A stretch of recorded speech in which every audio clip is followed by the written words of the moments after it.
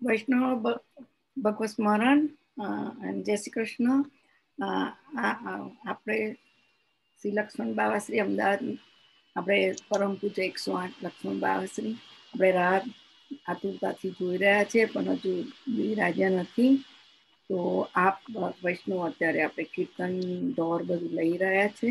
તો એક પછી એક વૈષ્ણવ હું ખોલી કાઢું છું. તો બધા મ્યુટમાં રહેજો, જેને ગાવું એક પછી એક ગાજો. જે ફ્રી આવશે તો આપણે બિરાજશે તો આપણે એક હું લઈ લઉં છું સીતાબેન. હા,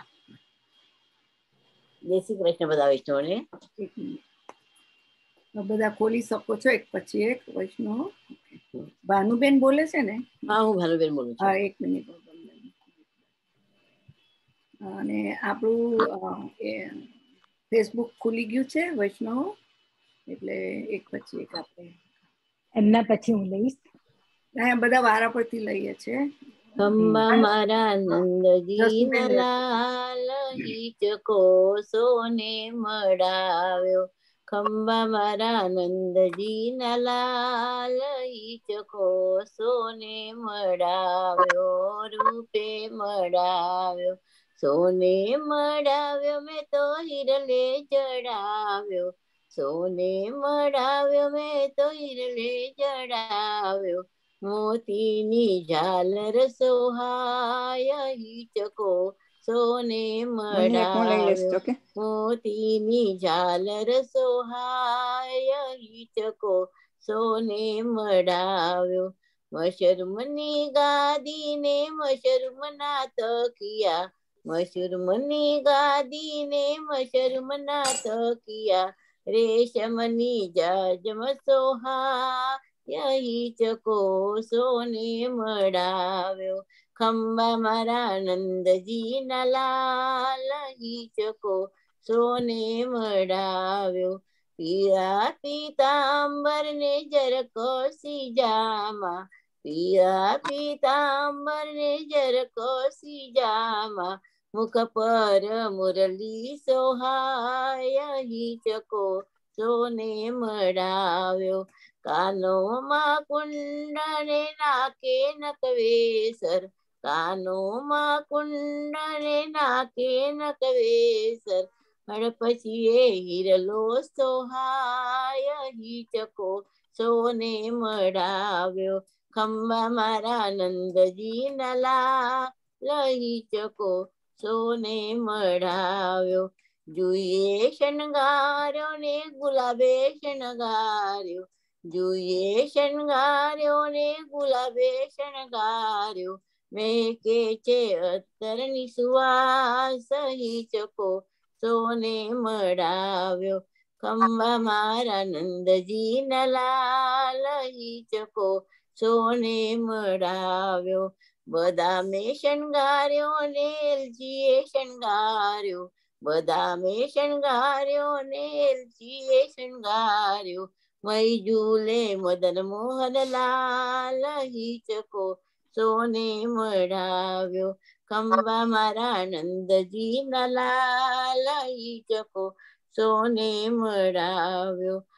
વૈષ્ણવો એ ભર્યો ને સખીઓ એ ગૂંથ્યો, વૈષ્ણવો એ ભર્યો ને સખીઓ એ ગૂંથ્યો, તેની શોભા તો નહીં પાર હિચકો સોને મળાવ્યો.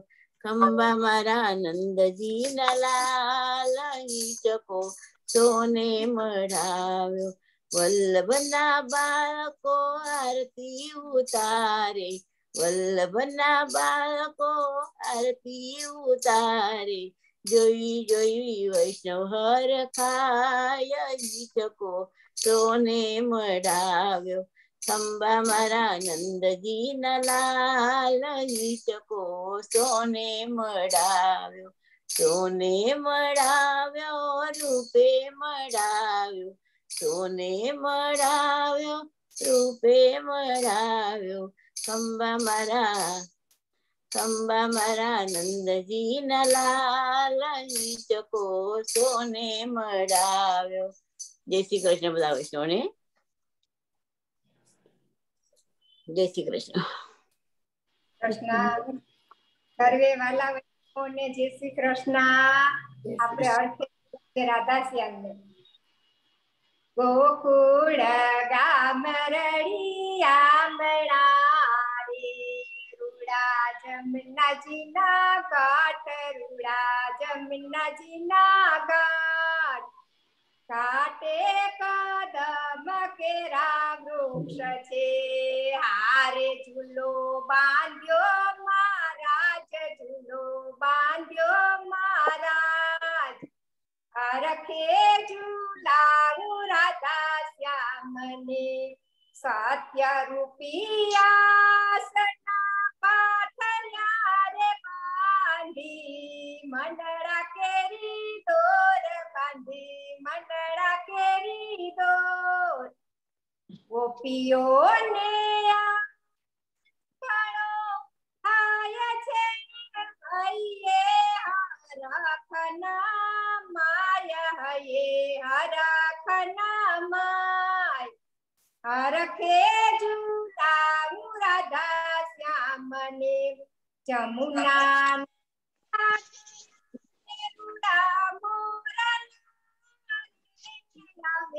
સામળિયાની સાથ આવે, સામળિયાની સાથ. દર્શન કરે નંદલાલના, નાચે ગોપીઓની સાથ, નાચે ગોપીઓની સાથ. હરખે ગોપીઓએ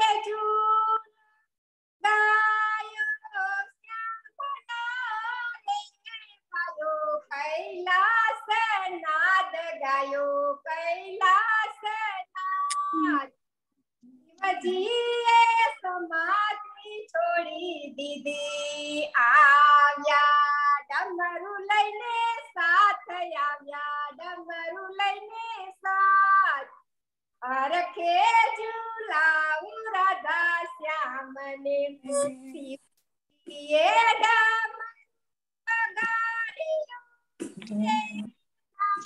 ગયો બ્રહ્માલોક નાદ, ગયો બ્રહ્માલોક.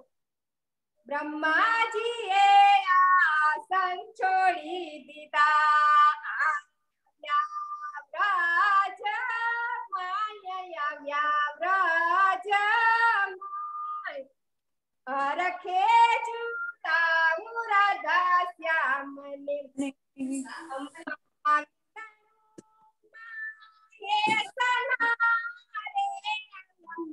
થયા છે દર્શન, અમને થયા છે દર્શન. લાડી લાલ ના ઝૂલા થકી, ગોપીઓ પામી આનંદ, ગોપીઓ પામી આનંદ. હરખે ઝૂલાવું રાધા શ્યામને.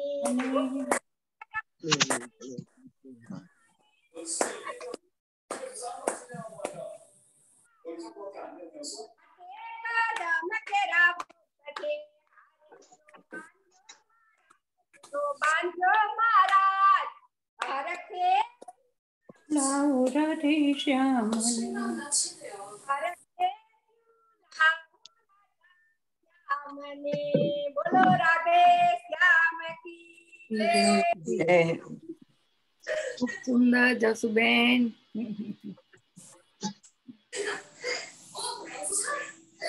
એક પછી લઈ લો. તમારો વિડિયો ઓન કરો, વિડિયો ઓન કરો તો હું અંદર. કોણ લે છે હવે? કોણ લે? ના, હું લઈ લઉં. તમારે લેવો જ વિડિયો ઓન કરો, કારણ કે ફેસબુક ખુલ્લું છે. વૈષ્ણવો જેને ગાવો વિડિયો ઓન કરજો ને, ફેસબુક ખુલ્લું છે એટલે. હા લઈ લે, તમે લઈ લે, પછી હું લઈ લે. પિતાબેન હું લઉં? હા લઈ લો હર્ષ. પછી ઝૂલે હિંડોળે ઝૂલે નંદલાલ, રાધા ઝૂલાવે વાલાને જોઈને આવે વાલ. રાધા ઝૂલાવે માતા યશોદાએ શૃંગાર સજિયા, દસે આંગળીએ વારણા લીધા, મસ્તક સૂંઘીને ઓળ્યા વાળ. રાધા ઝૂલાવે પહેરાવીરા માતાજીએ પીળી પીતાંબરી, માથે મુગટ પગે પહેરાવી ઝાંઝરી, કુમકુમ તિલક કીધું બાલ, રાધા ઝુલાવે.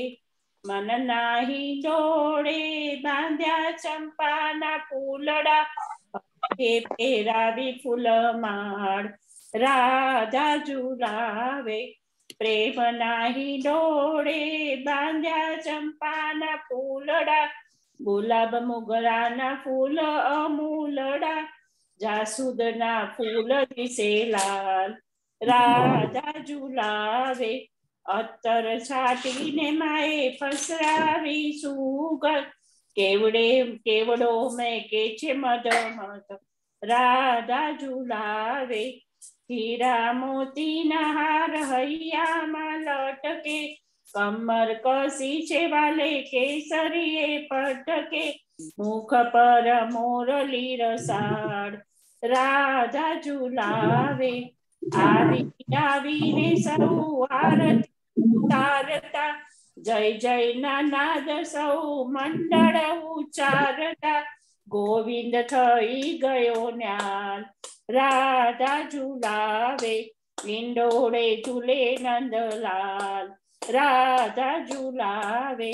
વાલાને જોઈને આવે વાલ, રાધા ઝુલાવે, રાધા ઝુલાવે. શ્રી વલ્લભાટી સખી જય. સર્વે વાલા વૈષ્ણવને જય શ્રી કૃષ્ણ. આશીબેન તમે લઈ લો. હા લઈ લો છો. હિંડોળાનો ફોન લાવું છું. સર્વે વૈષ્ણવ જય શ્રી કૃષ્ણ. ભગવત ઝૂલે ઝૂલે છે આંબાની ડાળ, કનૈયો ઝૂલે છે. ઝૂલે ઝૂલે આંબાની ડાળ, કનૈયા ઝૂલે છે.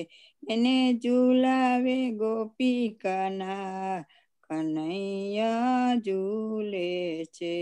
ઝૂલે ઝૂલે આંબાની ડાળ, કનૈયા ઝૂલે છે. એને ઝૂલે ઝૂલાવાની ઘણી હોશ, કનૈયા ઝૂલે છે.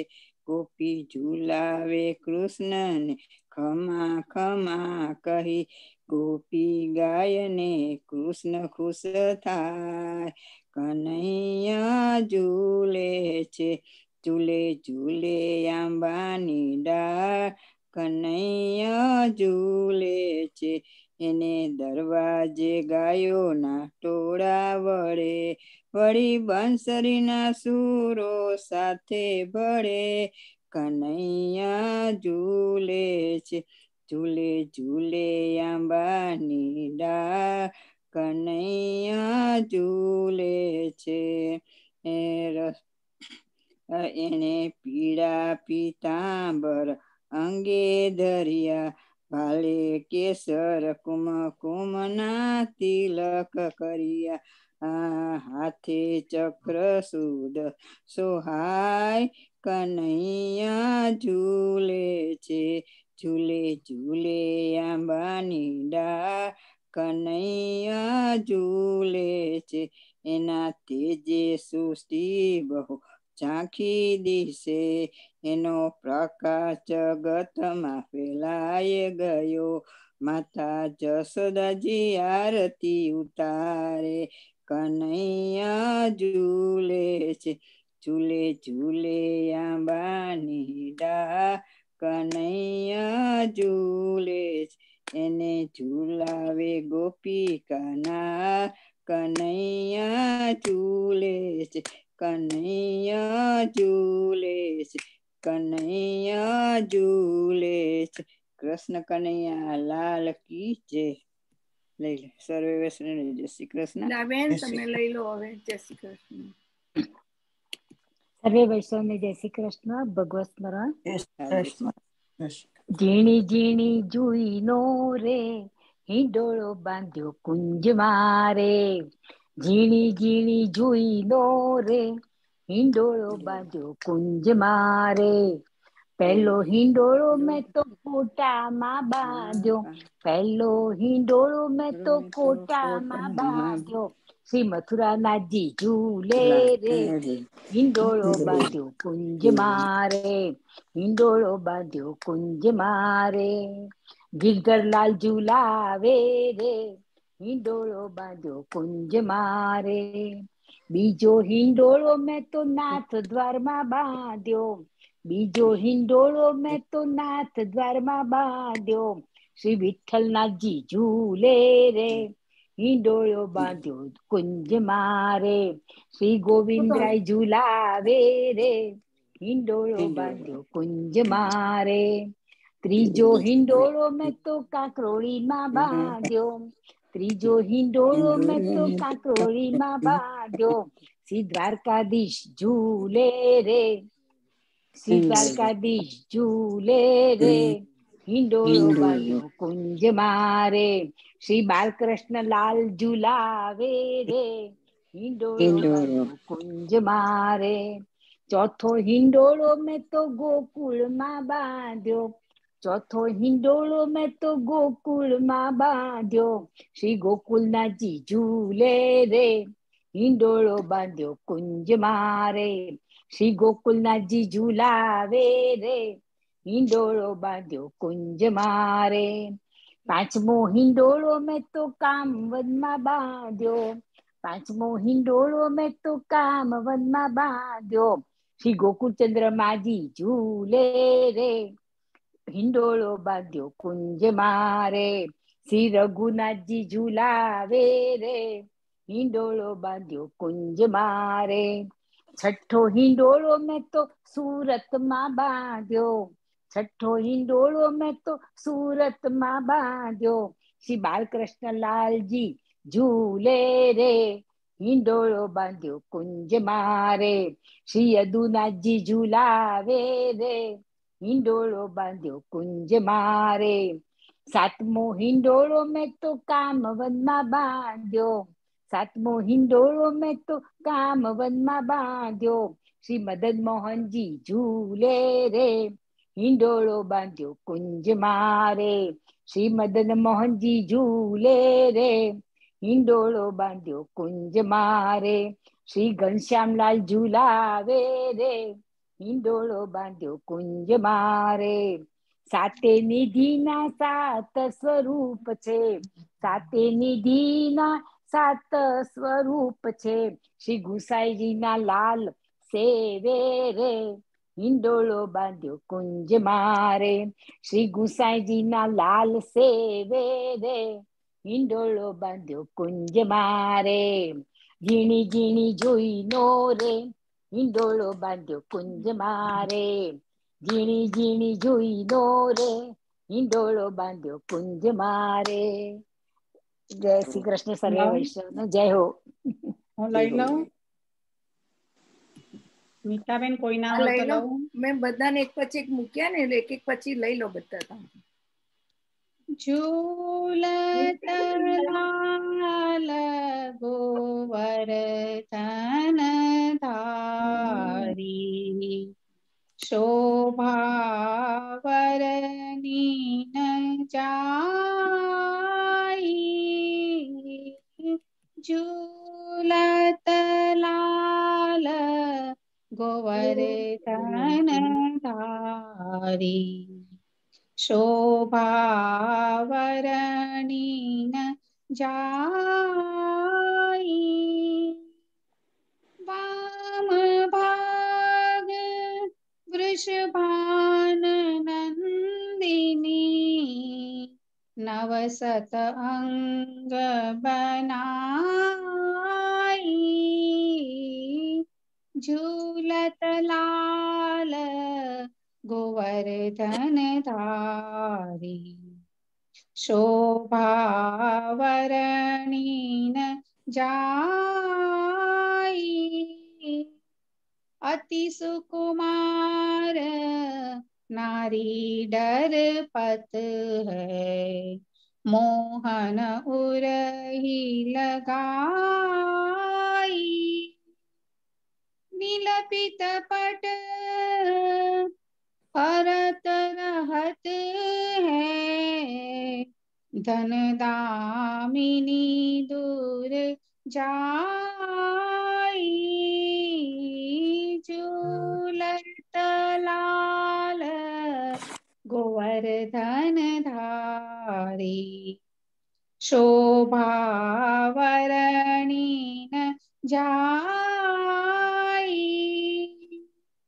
मानो तरुण तमाल मल्लिका अंग अंग अरुझाई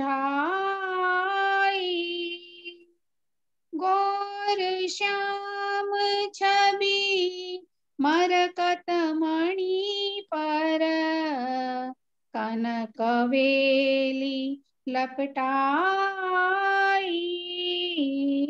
झूलत लाल गोवर्धन धारी शोभावरणीन जाई सुरत सुधाविल सतदो जन सब सहचरी सुख पावे चतुर्भुज प्रभु लाल गिरधर यश चतुर्भुज प्रभु लाल गिरधर यश सुर नर मुनि मिल गावे झूलत लाल गोवर्धन धारी शोभावरणीन जाई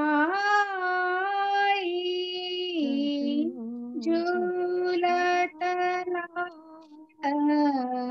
झूलत लाल झूलत लाल गोवर्धन धारी शोभावरणीन जाई श्री गोवर्धननाथ की વૈષ્ણવ જે જે બિરાજે છે હમણાં લિંક મેં મોકલી એટલે હવે આપણે ગાવાનું કહેતા હતા પણ હવે આપણે રાહ જોઈએ જે જે બિરાજે છે પછી આપણે ગાતા એ બંધ કરવું પડે કીર્તનમાં એટલા માટે આપણે રાહ જોઈએ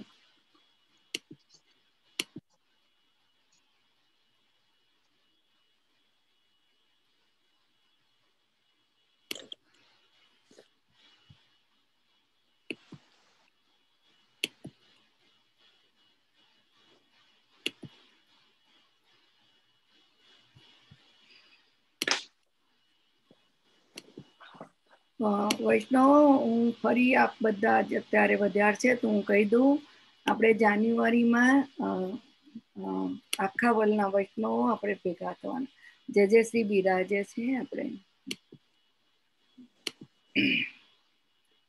જે જે તમ જે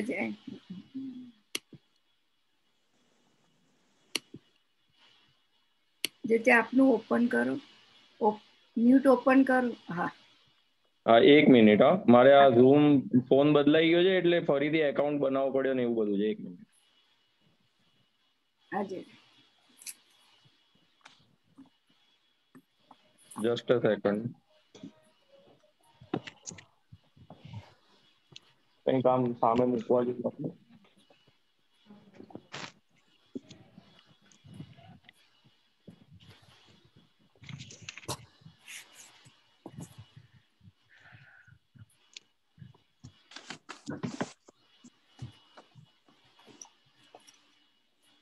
સાઉન્ડ આવે છે હાજી જે હું બોલું જે આપણા ચરણમાં કોટી કોટી દંડ પ્રણામ આપસી પરમ પૂજ્ય ગોસ્વામી 108 રસિક પ્રીતમજી લાલજી લક્ષ્મણ બાવાજી પંચમ ઘર કામન હાલ નારાયણ અમદાવાદ બિરાજો છો આપસી ઘણી પ્રવૃત્તિઓમાં સફળ રહેલા છો આપના દ્વારા પુસ્તક લેખન શિબિર બેઠકો યાત્રાનું આયોજન બાળકોને પાઠશાળાનું અને ઉત્સવ ઉજવી બાળકોને પાઠશાળામાં ઉત્સવની ઉજવણી ઘણા બધા કાર્ય કરી રહ્યા છો.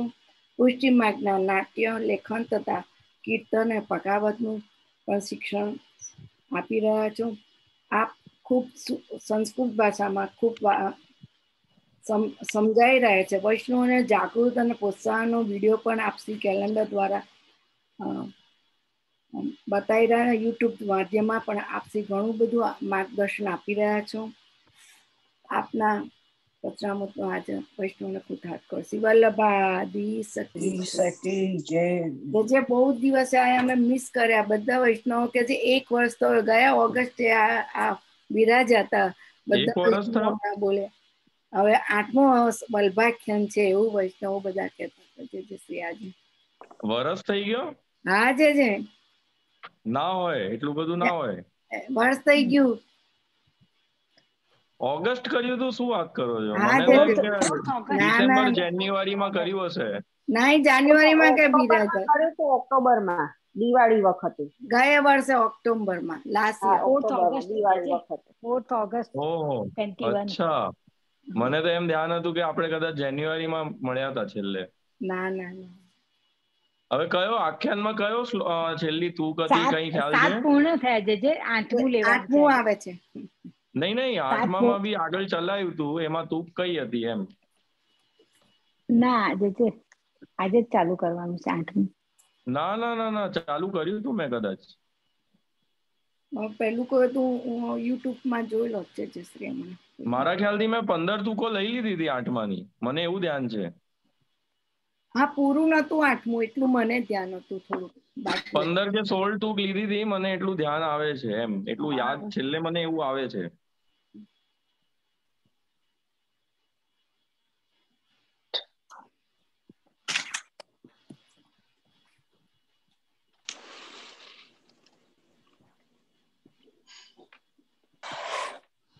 બધાને મ્યુટ કરી દઉં જે શ્રી. હા સાઉન્ડ આવે આપ છે મારો? ઓપન કરજો જે આપનું મ્યુટ ઓપન કરજો જે શ્રી. હા કર્યું. હા કેટલી હવે 15-20 મિનિટ છે? આપ ચાલુ કર દો જે શ્રી. હા તો હું ક્યાંથી લઉં? મને ધ્યાન છે ત્યાં સુધી મેં 15 તુક લીધી છે, 16 તુક. 1 મિનિટ મને આપ પહેલા કહ્યું તું શોધી કાઢ યુટ્યુબમાં. 1 મિનિટ.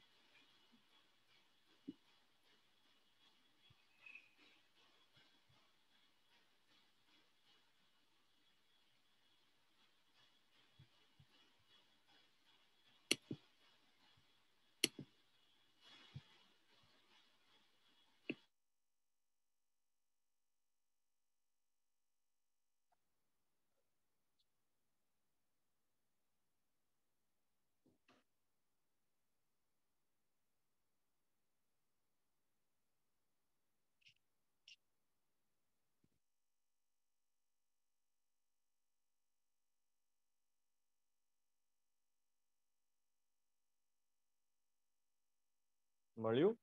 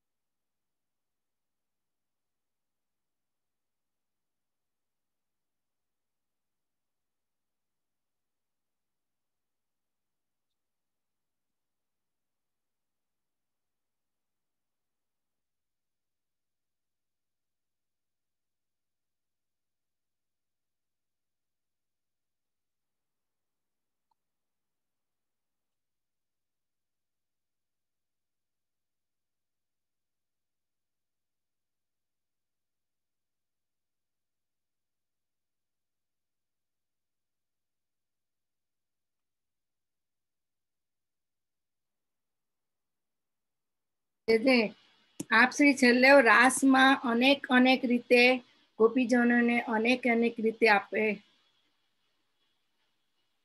એવા ઓવાણ આપ.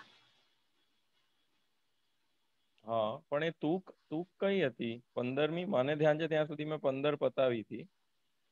14 લગભગ.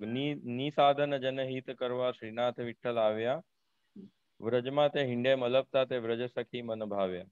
ભગવાનનું જે સામર્થ્ય છે ગોપાલદાસ કહે છે કે આપનું ભગવત રૂપત્વ અહીંયા સૂચિત કર્યું છે, અને એ જ 7 સ્વરૂપ શ્રી નવનીત પ્રિયાજી અને મથરેશજી, વિઠ્ઠલેશરાયજી, દ્વારકાનાથજી, ગોકુલનાથજી, ગોકુલચંદ્રમાજી, મુકુંદરાયજી, કલ્યાણરાયજી, બાલકૃષ્ણજી, શ્રી મદન મોહનજી એમ સમજી લેવા.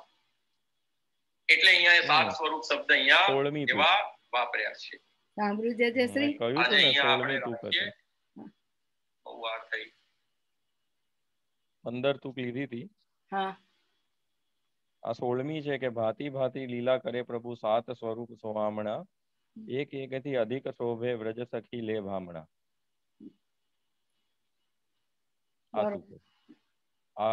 અહીંયા મેં શરૂઆત કરીને અટકાવ્યું હતું. તો મૂળ થોડું યાદ કરાવી દઉં. 8મું આખ્યાનમાં ધન્યાશ્રી રાગ છે, એટલે કે જે 8મું આખ્યાનનો રાગ ધન્યાશ્રી એટલે છે કે એવું કહેવાય કે જે આ આખ્યાનનો પાઠ કરે છે એને શ્રી મહાપ્રભુજી, શ્રી ગુસાઈજીનું ધ્યાન શ્રી શ્રીનાથજી સાથે એક જ સ્વરૂપે છે તેમ ધ્યાન સિદ્ધ થાય છે. ધ્યાન એટલે યોગનો પરમ ફલ છે. જપ અને ધ્યાન એ યોગની પરમ અવસ્થા છે કે જ્યારે પ્રાણ અને આસન બંને, પ્રાણાયામ ઇત્યાદિ અને ઇન્દ્રિય ઇત્યાદિ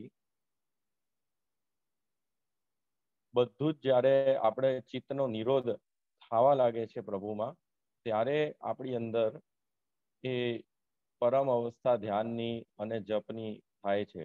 અને એટલે જપ એ ઉત્તમ યોગ છે. તો એ ધ્યાન ધન્યાશ્રીનો અર્થ જ એ છે કે આ આખ્યાનથી ધ્યાન સિદ્ધ થાય છે. જપ પ્રભુનું સતત, શ્રી વિઠ્ઠલનું, શ્રી ગુસાઈજીનું, શ્રી મહાપ્રભુજીનું ને શ્રી શ્રીનાથજીનું એક જ સ્વરૂપે સિદ્ધ થાય છે.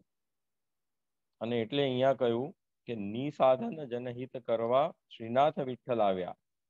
ન ખાલી શ્રીનાથ કીધા, ન ખાલી વિઠ્ઠલ કીધા, શ્રીનાથ વિઠ્ઠલ આવ્યા. એક વાત આજના પુષ્ટિ માર્ગીઓને સમજવાની જરૂર છે કે દૈવી જીવો માટે શ્રીનાથજી નથી પધાર્યા, શ્રી મહાપ્રભુજી પધાર્યા. માટે સર્વોત્તમ સ્તોત્રમાં દૈવોદ્ધાર પ્રયત્નાર્થ. અને શ્રીનાથજી શું છે? તો ઉક્ષિપ્ત હસ્ત, એમનો જે હાથ ઊંચો કરીને બોલાવી રહ્યા છે. પુરુષો ભક્તાન આકાર્યત્ય, એટલે કે ભક્તોને હાથ ઉપર કરીને કહી રહ્યા છે કે આજ શ્રી વલ્લભ અને શ્રી વિઠ્ઠલથી તમે તમારી જે મને મારી પ્રાપ્તિ કરવી છે તે કરી શકશો. જેમ ત્યાં શ્રીનાથજીએ આ હાથ ઊંચો કરીને ડાબો શ્રીહસ્ત, વામ શ્રીહસ્ત, જ્યારે ઇન્દ્રયાગ કરવાનો હતો તો ના પાડી કે ઇન્દ્રયાગ નથી કરવાનો અને ગોવર્ધન યાગ કરો. અને ત્યારે ગોવર્ધનની આગળ ઊભા રહી એક શ્રીહસ્ત, જે દક્ષિણ શ્રીહસ્ત છે એને કટી ઉપર મૂકી અંગૂઠો આમ અને આંગળી આમ બહાર, અને એવી રીતે બીજો શ્રીહસ્ત આમ હાથ રાખીને જે બોલાઈ રહ્યા છે ને બે ચરણારવિંદ જે આમ નૃત્યની રૂપમાં આકૃતિ લઈ રહ્યા છે. તો આનંદથી નૃત્ય કરતા કરતા એ ગોવર્ધન વ્રજવાસીઓને બોલાવી રહ્યા છે. એ જ શ્રી કૃષ્ણ, એ શ્રીનાથજી, એ જ એ કૃષ્ણ, અને કહી રહ્યા છે કે આવો આવો આ ગોવર્ધન યાગ કરો, એનાથી મને પ્રસન્નતા થશે. એવી જ રીતે અહીંયા શ્રીનાથજી ફરી પ્રગટ થયા, દૈવી જીવોને બોલાવા કે આવો આવો અહીંયા જલ્દી આવો. અને આજ ગોવર્ધન યાગ જેમ છે એવી રીતે આપણે શ્રી મહાપ્રભુનું શરણ ચરણ લો, બ્રહ્મ સંબંધ લો, ગુસાઈજીનું ચરણ શરણ લો, એમાં જ મને તમે પ્રાપ્ત કરશો. અને એના પછી જ જેમ ત્યાં વ્રજ ભક્તોને ઉત્તમ નિરોધ ભક્તિ પ્રાપ્ત થઈ, ફલાત્મક ભક્તિ પ્રાપ્ત થઈ નિરોધની, એવી રીતે અહીંયા પણ દૈવી જીવોને નિરોધની ફલાત્મક ભક્તિ પ્રાપ્ત થશે. તો એટલે જ અહીંયા કહ્યું કે શ્રીનાથ વિઠ્ઠલ આવ્યાનો અર્થ જ એ છે કે શ્રી વિઠ્ઠલ શ્રીનાથ વગર ન આવી શકે ને શ્રી શ્રીનાથ શ્રી વિઠ્ઠલ વગર ના આવે. શ્રી મહાપ્રભુજી અગર શ્રીનાથજી અહીંયા પ્રગટ ના થવાના હોય તો ન પધારત, અને શ્રી મહાપ્રભુજી પધાર્યા એટલે શ્રી શ્રીનાથજી પધાર્યા. આ બંનેની સ્થિતિ એક જ છે અને એકબીજાથી છે. કંઈ અલગ નથી. અને એટલે જ આપણે લીલાનો પ્રસંગ કૃષ્ણદાસનો તમે જોયો હશે કે 6 મહિના જે વિરહ થયો એ પ્રસંગ જ્યારે કૃષ્ણદાસે ગુસાઈજીને કહ્યું કે શ્રીનાથજી પર હવે આવતા નહીં, સીડી ચડતા હતા ને કે હવે અહીંયા સેવામાં નહીં આવવાનું, આવો. આ તો અયોગ્યતા પ્રગટ કરી. પણ ગુસાઈજીનું તો હૃદય જ ભક્તોનું સેવક, સ્વામીનું હૃદય સેવક પર દયાભાવ વાળો જ રહે છે. અને એટલે જ અહીંયા પણ એ વાત આવે છે આગળ જે 15મી તુક છે, કમલ નેણે અમૃત વેણે વાક્ય માધુરી રેડતા. એની પહેલા જે 14 તુકમાં છે ત્યાં શ્રી વિઠ્ઠલનાથજીનું ઠાકોરજીઓ પ્રત્યે, શ્રીનાથજી પ્રત્યેનો સ્નેહ છે, એમના સ્વામી પ્રત્યેનો સ્નેહ છે. પણ પછી શ્રી ગુસાઈજીનો પોતાના સેવકો પ્રત્યેનું કેટલું પ્રિયપણું છે તે આગળ અહીંયા બતાવ્યું છે. અને પ્રિયપણાના લીધે લગન શ્રીની આજ્ઞા ઠાકોરજીએ શ્રી મહાપ્રભુજીને કરી. એટલે ત્યાં કૃષ્ણદાસના પ્રસંગમાં એવું ભાવના જ્યારે વાંચીએ છીએ હરિરાયજીની તો સ્પષ્ટ થાય છે કે ચંદ્રાવલીજીએ ઠાકોરજીને 6 મહિના અધિક રોક્યા, જ્યાં લલિતાજીનો વારો હતો.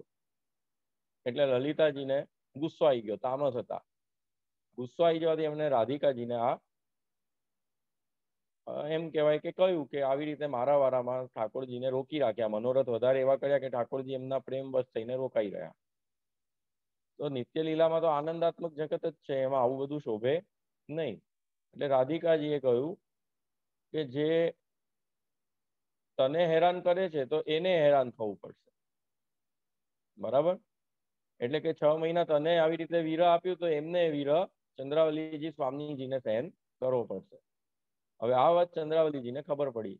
એટલે ચંદ્રાવલીજી ખીજાયા કે હું સ્વામી છું ને લલિતાજી સેવક છે, તો સ્વામીની સેવક થઈને સ્વામીનો દ્રોહ કોઈ દિવસ એને આ જગતમાં, અત્યારના જગતમાં એ માણસને પચતો નથી, તો નિત્ય લીલામાં તો ક્યાંથી પચે. જો તે નિત્ય લીલામાં પણ સ્વામીનો દ્રોહ સ્વીકાર્ય ન હોય તો આ જગતમાં તો દ્રોહ કરનારનું શું ગતિ થાય એ આપણે વિચારી શકીએ નહીં. તો એ નિત્ય લીલામાં પ્રાપ્ત હોવા છતાં લલિતાજીને ચંદ્રાવલીજીએ શ્રાપ આપ્યો કે તું ભૂતલ ઉપર પડ, કારણ કે તે દ્રોહ કર્યો સેવકનો, સ્વામીનો. અને મહાપ્રભુજી આજ્ઞા કરે છે કે સેવકસ્ય ધર્મોહમ સ્વામી આજ્ઞા કરિષ્યતિ, કે સેવકનો એ ધર્મ છે કે સ્વામીની આજ્ઞા પ્રમાણે ચાલે. તો એવો દ્રોહ કરીને લલિતાજી હવે નિત્ય લીલાથી પતિત થયા અને ભૂતલ પર પડવાના થયા. લલિતાજીને એમની ભૂલ યાદ આવી કે હાય હાય આમે શું કર્યું, આ તો મારે રાધિકાજીને કહેવાની જરૂર ન હતી કે પ્રેમથી કાર્ય થઈ જાત, અને મેં પ્રેમની જગ્યાએ અહંકાર કર્યો અને હું એક સેવક થઈને અહંકાર કર્યું. હવે એનું આ પરિણામ કે ભૂતલ પર પડીશ. એ જ દામોદરદાસ હરસાની. અને એ જે ભૂતલ પર પડવાની વાત આવી એટલે રાધિકાજીને જઈને કહ્યું. એટલે રાધિકાજીએ ગભરાયા, કારણ કે એ રાધિકાજી લલિતાજી પ્રિય છે, એમના પ્રિય સખી છે. એટલે રાધિકાજીએ કહ્યું કે ચિંતા ના કર, હું જઈને ચંદ્રાવલી સ્વામીજીને કહું છું. અને રાધિકાજી લલિતાજીને લઈને ગયા અને ચંદ્રાવલીજીની કુંજમાં ગયા અને ચંદ્રાવલીજી ત્યાં બિરાજતા હતા. ત્યારે જોડે રાધિકાજી પધાર્યા અને લલિતાજીને ઊભી રાખી અને રાધિકાજીએ કહ્યું કે આને જવા દો, માફ કરી દો. તો કે હવે મોડાથી નીકળ્યું, આને સેવક થઈને દ્રોહ કેમ કર્યો, એ તો યોગ્ય નથી. એટલે હું તો સ્વામી છું અને સ્વામિનીની આજ્ઞામાં રહેવું જોઈતું, તો આને ચુગલી કરી, આ તો દ્રોહ કર્યો. ત્યારે રાધિકાજીએ કહ્યું કે ક્ષમા કરી દો, આ આપણી જ જીવ છે, ઠાકોરજી આપણી સૃષ્ટિના જીવ છે. ત્યારે ચંદ્રાવલીજીએ કહ્યું સારું, 3 જન્મ ભૂતલ પર લેવા પડશે.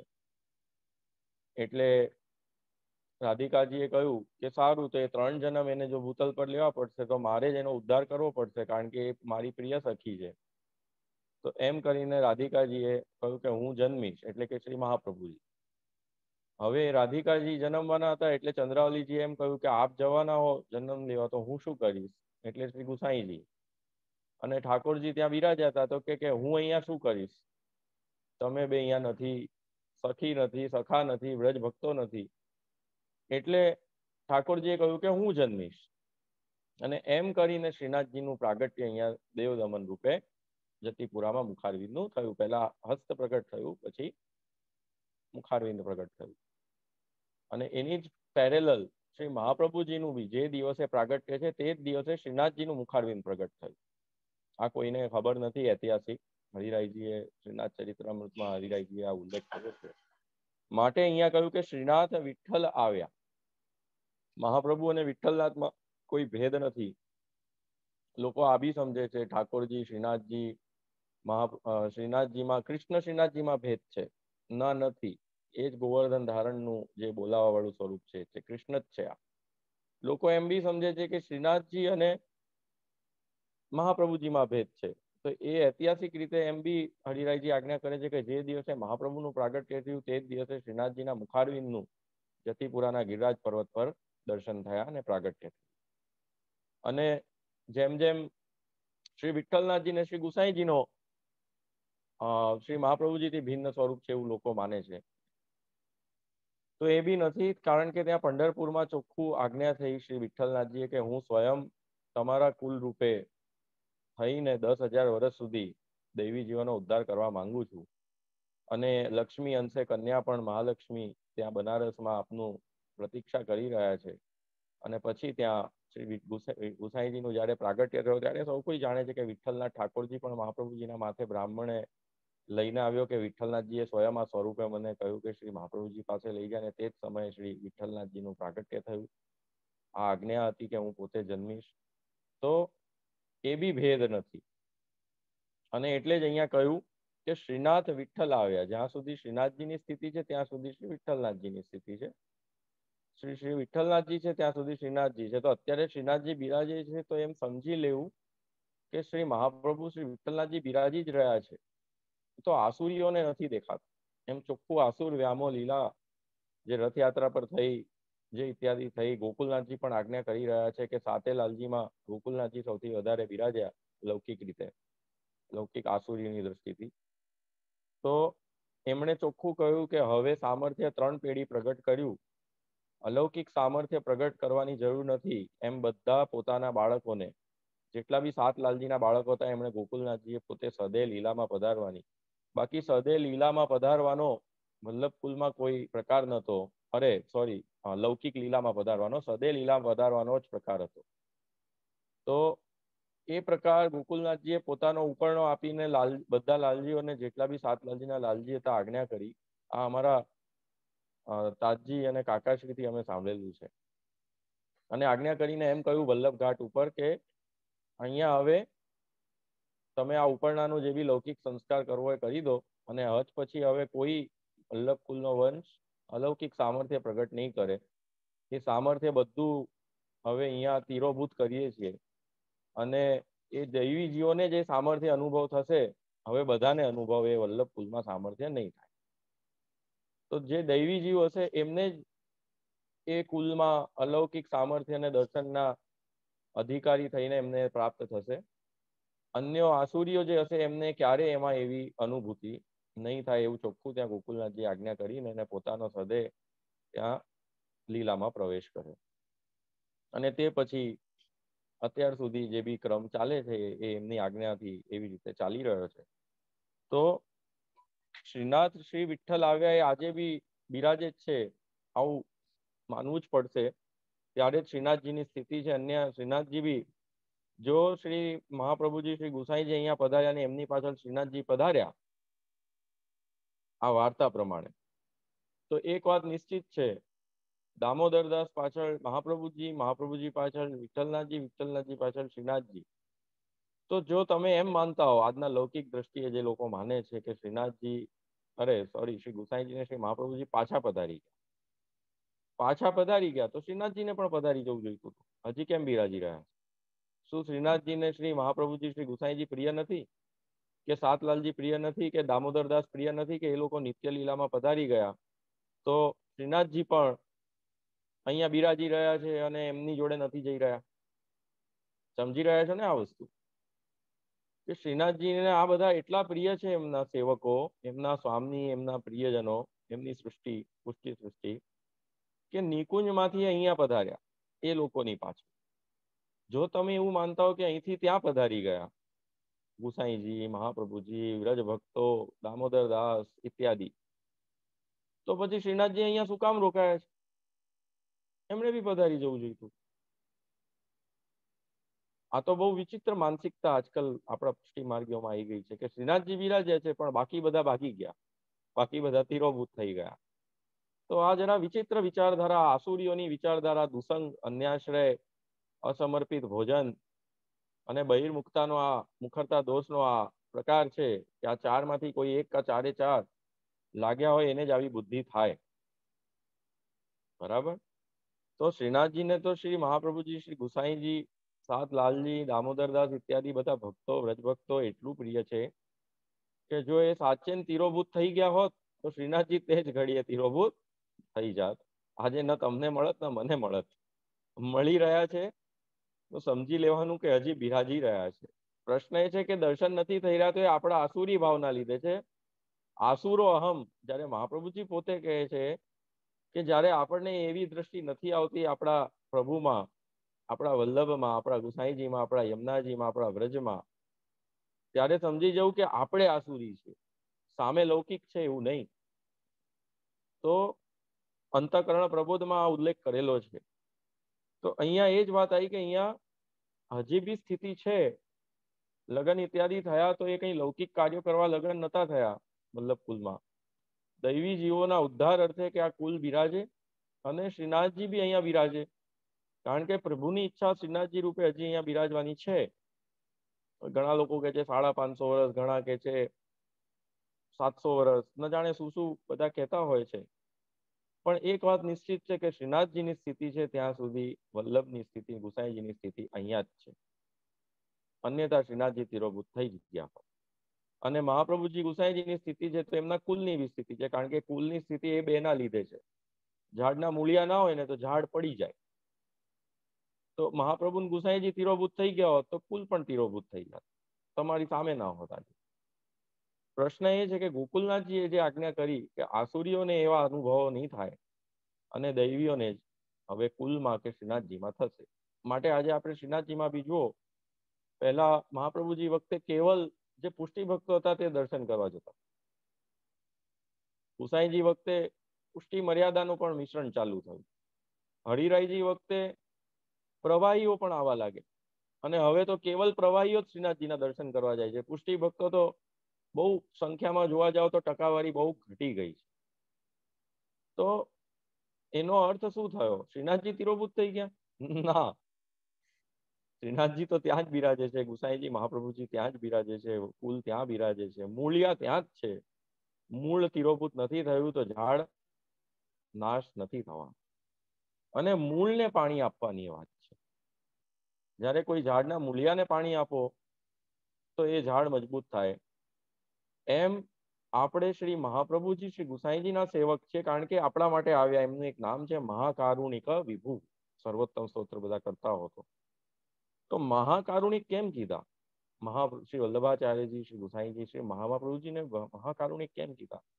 કરુણા તો બધા ઉપર થાય, પણ મહાકરુણા એટલે કે જેમ આપણને દયા અલગ વસ્તુ છે. દયા આપણને કોઈ અજાણ્યાને જોઈને થઈ જાય, પણ કરુણા પોતાના ઉપર, પોતાના જે વ્યક્તિઓ હોય તેના ઉપર જે એમ થાય કે અરે આ આટલો પીડાઈ રહ્યો છે ને દોડીએ, એ કરુણા થઈ. પણ કોઈ અજાણ્યા ઉપર આપણને એમ થાય એ દયા થઈ, એ કરુણા ના થઈ. તમે અત્યારે અનાથાલયમાં જઈને અનાથોને ખવડાવો, ઘરડા ઘરોમાં ઘરડાઓને ખુશ રહો, એ દયા થઈ, કરુણા ના થઈ. પક્ષીઓને સાચવો, એ દયા થઈ. પણ પોતાના પક્ષી હોય પાળેલા, પોતાના જાનવર કે પોતાના પરિવારજનો કે પોતાના આત્મીયજનો, તેની દુર્દશા જોઈને જ્યારે આપણને એમ થાય કે ના એ ન થાય ને બધું પોતાનું એના માટે લગાડી દઈએ, તે કરુણા. તો એમ શ્રી ઠાકોરજીને કરુણા થઈ દૈવી જીવો પર કે જે કલયુગમાં પડેલા છે, કે જે દૈવી જીવો વ્રજભક્તો હતા અને જે હજી નિત્ય લીલામાં તેમનો સ્વીકાર નથી થયો. તો તેઓ તેમના ઉપર કે મારા પોતાના થઈને તેમનો સ્વીકાર નથી થયો. આ જે થયું આ મહાકરુણા થઈ. હવે કરુણા તો થઈ, પણ મહાકરુણા કેમ?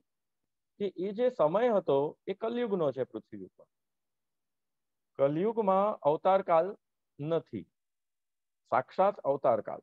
જેમ કે આપણે ભાગવત ઇત્યાદિમાં જોઈએ છે કે 24 અવતાર થયા, તો એમ સાક્ષાત અવતારકાલ કલયુગમાં એક બુદ્ધ અવતાર અને ઋષભદેવ સિવાય નથી.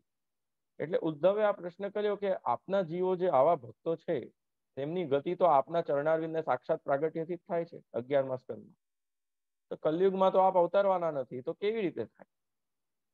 કારણ કે કલયુગમાં તો એ દૈવી જીવો બી ભ્રષ્ટ થઈ ગયા છે. એમની મતિ, એમની ગતિ, એમનું આચરણ, એમનું દેહ દૈવી હોવા છતાં એમના માટે તપ, યોગ, વૈરાગ્ય કંઈ જ, ઇવન પ્રેમ ભક્તિ પણ એ સાધન નથી બની રહી કે આપ સુધી પહોંચે, અને એમને આપના સુધી પહોંચવાની ઈચ્છા છે. ત્યારે ભગવાને તે વખતે આજ્ઞા કરી કે આચાર્ય રૂપે હું ત્યાં જન્મ લઈશ, અને આચાર્ય 4 હશે, 4 ભક્તિના રૂપમાં. એમાં નિર્ગુણ ભક્તિના રૂપમાં હું વલ્લભાચાર્ય રૂપે જન્મ લઈશ. તો જે આ પુષ્ટિ ભક્તો હતા એ નિર્ગુણ હતા, અને એટલે અનવતાર કાળમાં આવા કલયુગમાં જ્યાં સર્વ માર્ગે શું નષ્ટે શું, બધા માર્ગ નષ્ટ થયા પણ મહાપ્રભુનો માર્ગ નષ્ટ નથી થતો. ઘણા મૂર્ખ લોકો આવો અર્થ કરે છે કે મહાપ્રભુનો માર્ગ પણ નષ્ટ થઈ ગયો. ઠાકોરજીની ઈચ્છાથી, ઠાકોરજીના કૃપાથી, ઠાકોરજીના સ્વરૂપથી, ઠાકોરજીની સામર્થ્યથી જે માર્ગ પ્રગટ થતો હોય તે માર્ગનો નાશ કેવી રીતે થાય, તે માર્ગનો વિનાશ કેવી રીતે થાય, સંભવ જ નથી. આ તો એના જેવી વાત છે કે કૃષ્ણ લીલા કરી ગયા. કૃષ્ણ લીલા નથી કર્યા. 4 આયુધ જે છોડ્યા, ત્યાં વર્ણન આવે છે 4 આયુધ એટલે છોડ્યા કે જે ભક્તોને એમ હતું કે આ કૃષ્ણ તો આપણી જોડે જ છે ને, આપણે એમની ભક્તિ કરવાની ક્યાં જરૂર છે, આપણું રક્ષણ કરવાના જ છે. તો એમને વીરા આપવાની જરૂર હતી કે એમને ખબર પડે કે બિરાજી રહ્યા છે, લીલા કરી રહ્યા છે. મહાત્મ જ્ઞાન એટલું વધી ગયું કે કૃષ્ણ પ્રત્યે નિશ્ચિંત થઈ ગયા કે છે જ ને આપણા માથે કૃષ્ણ, આપણે જે કરવું એ કરાય, આપણું તો ઉદ્ધાર જ છે. એટલે 4 આયુધ છોડવાનો ત્યાં મોહ ઉત્પન્ન કર્યો કે જો અમે 4 આયુધ છોડ્યા અને પોતાનું સ્વરૂપ જાણે લીલામાં પદાર્થો એવું નાટક કર્યું, બાણ દ્વારા, બાણ વાગ્યું ને એ બધું. એટલે એ જે ભક્તો હતા જેમને આ શિખામણ આપવાની હતી, વીરા આપવાનો હતો, એમને થયું હાય હાય કૃષ્ણ જતા રહ્યા, અમારા તો કૃષ્ણ જ સર્વસ્વ છે, એમ કરીને દ્વારકામાં બધો અસમંજસ, અવ્યવસ્થા સર્જાઈ અને બધા વીરોમાં ઠાકોરજી માટે દોડવા લાગ્યા. સ્ત્રીઓ, પુરુષો, દ્વારકા નાવ જે મળી તેમાં દ્વારકા ડૂબવા લાગી, અને નાવમાં આ બાજુ આવે આપણા સૌરાષ્ટ્ર બાજુ, અને એમાં પછી ગોપી તળાવ ઇત્યાદિના રસ્તે આગળ જતા બધે જામનગરથી આગળ બધો એ રસ્તો. તો ત્યાં એમ કરીને અર્જુન એમને બચાવવા આવ્યો, અર્જુન બચાવી ના શક્યો, દેહ વિલીન થઈ ગયો, એવું બધું ત્યાં વર્ણન છે. તો એ વિરહાત્મક એ ભક્તો જે રહી ગયા એ વખતે તેમને આ વીરા આપવા માટે પ્રભુએ લીલા કરી. પ્રભુ કઈ લીલા નતા પધારી ગયા, અહીંયા જ બિરાજે છે. તેમ મહાપ્રભુજી અહીંયા આસુરો માટે કે અહીંયા બિરાજવા છતાં જે ભક્તોને અંગીકાર ના થયા કે હદ થઈ ગઈ, આ તો જે ભ્રમસમન લેવા છતાં અંગીકાર નથી થતા, તો એવું ફરી નાટ્ય કર્યું કે જાણે હું લીલામાં જઈ રહ્યો છું, અને એ ભક્તોને વિરહ થયો કે અરે આ તો જતા રહ્યા, હવે આપણું કોણ, હવે આપણું શું થશે. અને ત્યાં પછી એ સેવકનું નામ ભૂલી ગયો 84ના, એના જ ત્યાં એમને એક જણ જે રડે છે એને કહે છે કે તું ત્યાં જા, હું તને ત્યાં દર્શન આપીશ. ને જ્યારે ભગવાન દાસને પછી ત્યાં ગયા, અને જ્યારે પડદો હટાવ્યો ઉત્થાપનનો સમય, તો મહાપ્રભુજી ત્યાં બિરાજતા હતા ઠાકોરજીની સાથે જ પોથી હાથમાં લઈને, અને લીલાના દર્શન થયા એને. તો ગુસાઈજીના બી એવા દર્શન કૃષ્ણ ભટ્ટે કરાવ્યા હતા. અને આ બધું એટલે જ પછી આગળ ગોકુલનાથજી વાળી વાર્તા આવે છે કે અલૌકિક સામર્થ્ય કેવલ દૈવી જીવોને જ હશે. માટે એક વાત સમજવી જોઈએ કે પુષ્ટિ ધર્મ એ યુનિવર્સલ ધર્મ હોવા છતાં બી બધા દ્વારા પાલનીય નથી. જેમ અમુક સિદ્ધાંત હોય ને કે આખા દુનિયા પર લાગુ પડે પણ બધા ફોલો ના કરી શકે. તો પુષ્ટિ ધર્મ એવો ધર્મ છે, વ્રજ ભક્તિ એવી ભક્તિ છે કે બધા માટે ઉત્તમ છે, શ્રેષ્ઠ છે. કરવી હોય તો કરી બી શકે, પણ બધા કરી નહીં શકે, કારણ કે એ કૃપા સાધ્ય છે. મહાપ્રભુની કૃપા, સાંઈજીની કૃપા વગર એ પ્રાપ્ત થવાની નથી.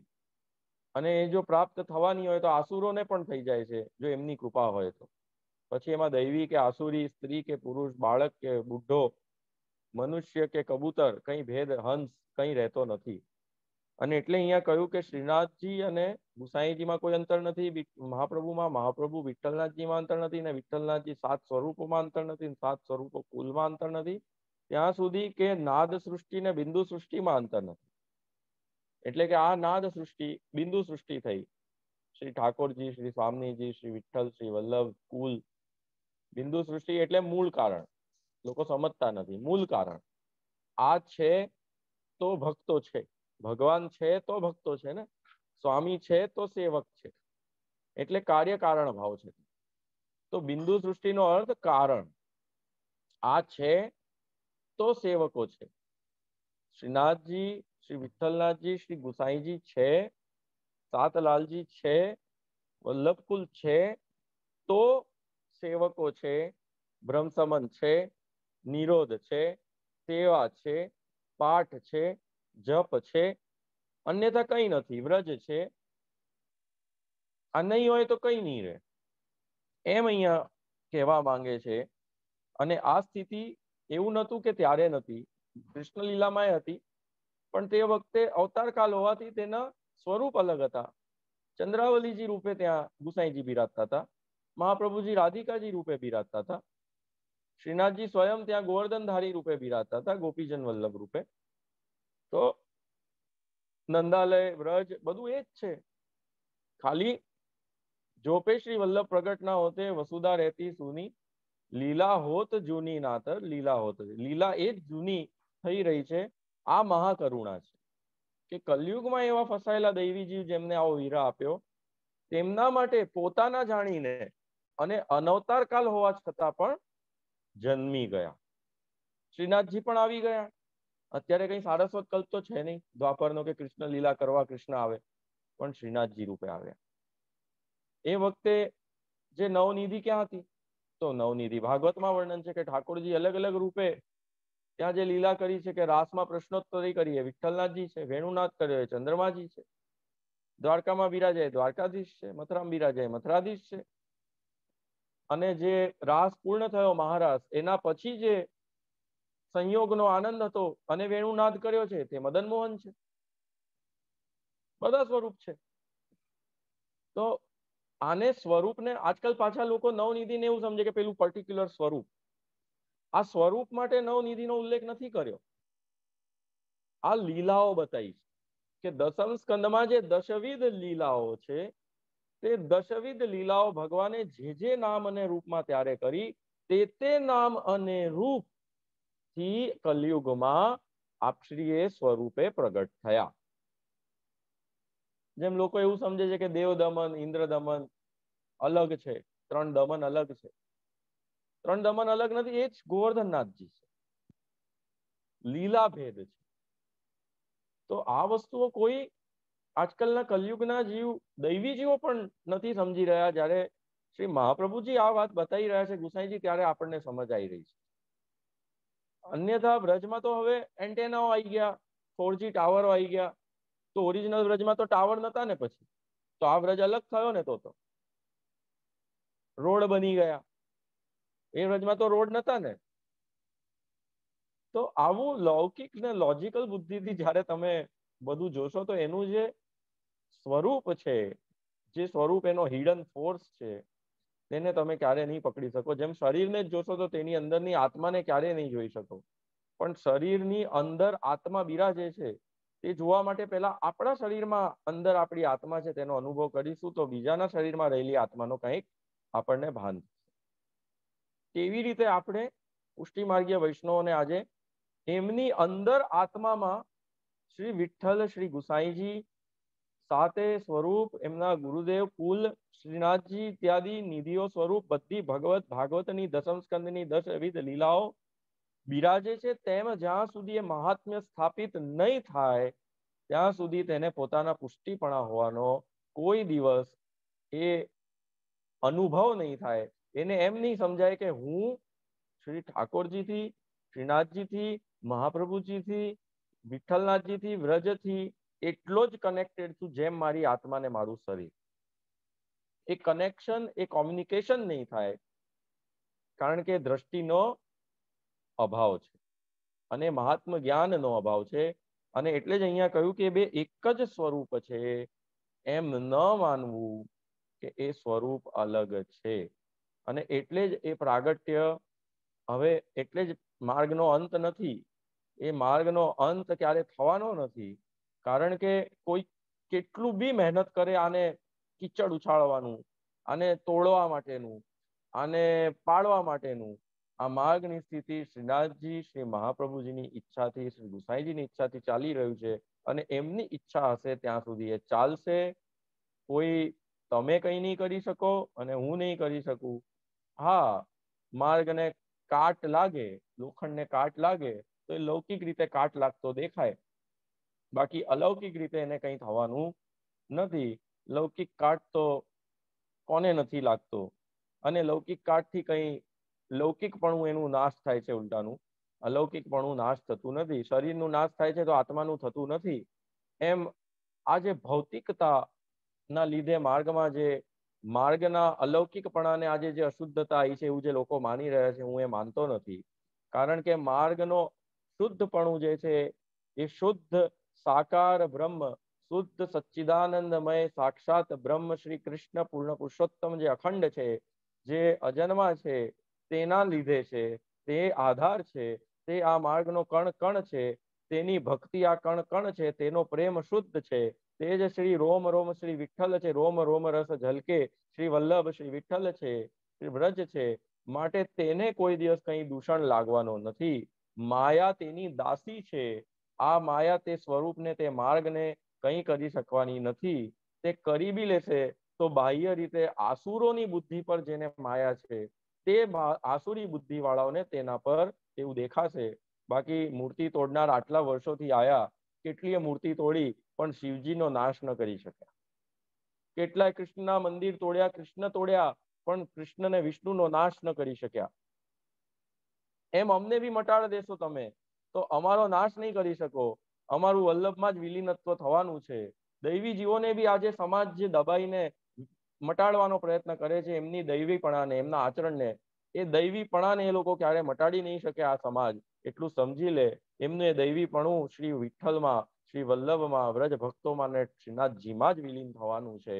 ઉલટાનું જે મટાડવા પ્રયત્ન કરી રહ્યા છે, તેમનું કાળના ચક્રમાં એટલું ફસાશે કે તે મહાપ્રલય થશે ત્યારે પણ તેમનો ઠાકોરજી અંગીકાર નથી કરતા. કેવી રીતે નથી કરતા? કારણ કે તેવા જીવોને પોતાની અહમતા મમતા ક્યારે હૃદયથી છૂટતી નથી. આત્મા પ્રભુમાં પ્રવેશવા છતાં તેમને પોતાનો અહંકાર અને મમતા જતો નથી, અને સમર્પણનો ભાવ પ્રભુમાં આવતો નથી, ક્યારે આવ્યો નથી. માટે પ્રભુમાં સમાવા છતાંય તે પોતે અહંકારી જ રહેશે, અને અહંકારી રહીને તેમને સદા પોતે દુઃખી છે એમ માનશે. અને ફરી જ્યારે સૃષ્ટિ થશે તો તેમના અહંકારના લીધે તે સૃષ્ટિમાં ફરી વિચરણ કરીને દુઃખ જ પામશે. માટે તે મહાપ્રલયમાં પણ તે લોકોની ગતિ નથી. એટલે જ શ્રી વલ્લભાષ્ટકમાં કહ્યું છે, કેવલ આંધ તમોગાહા. એ લોકો કેવલ અંધકારના, તામસ, અજ્ઞાનના ગુણોમાં જ એમની ગતિ થાય છે.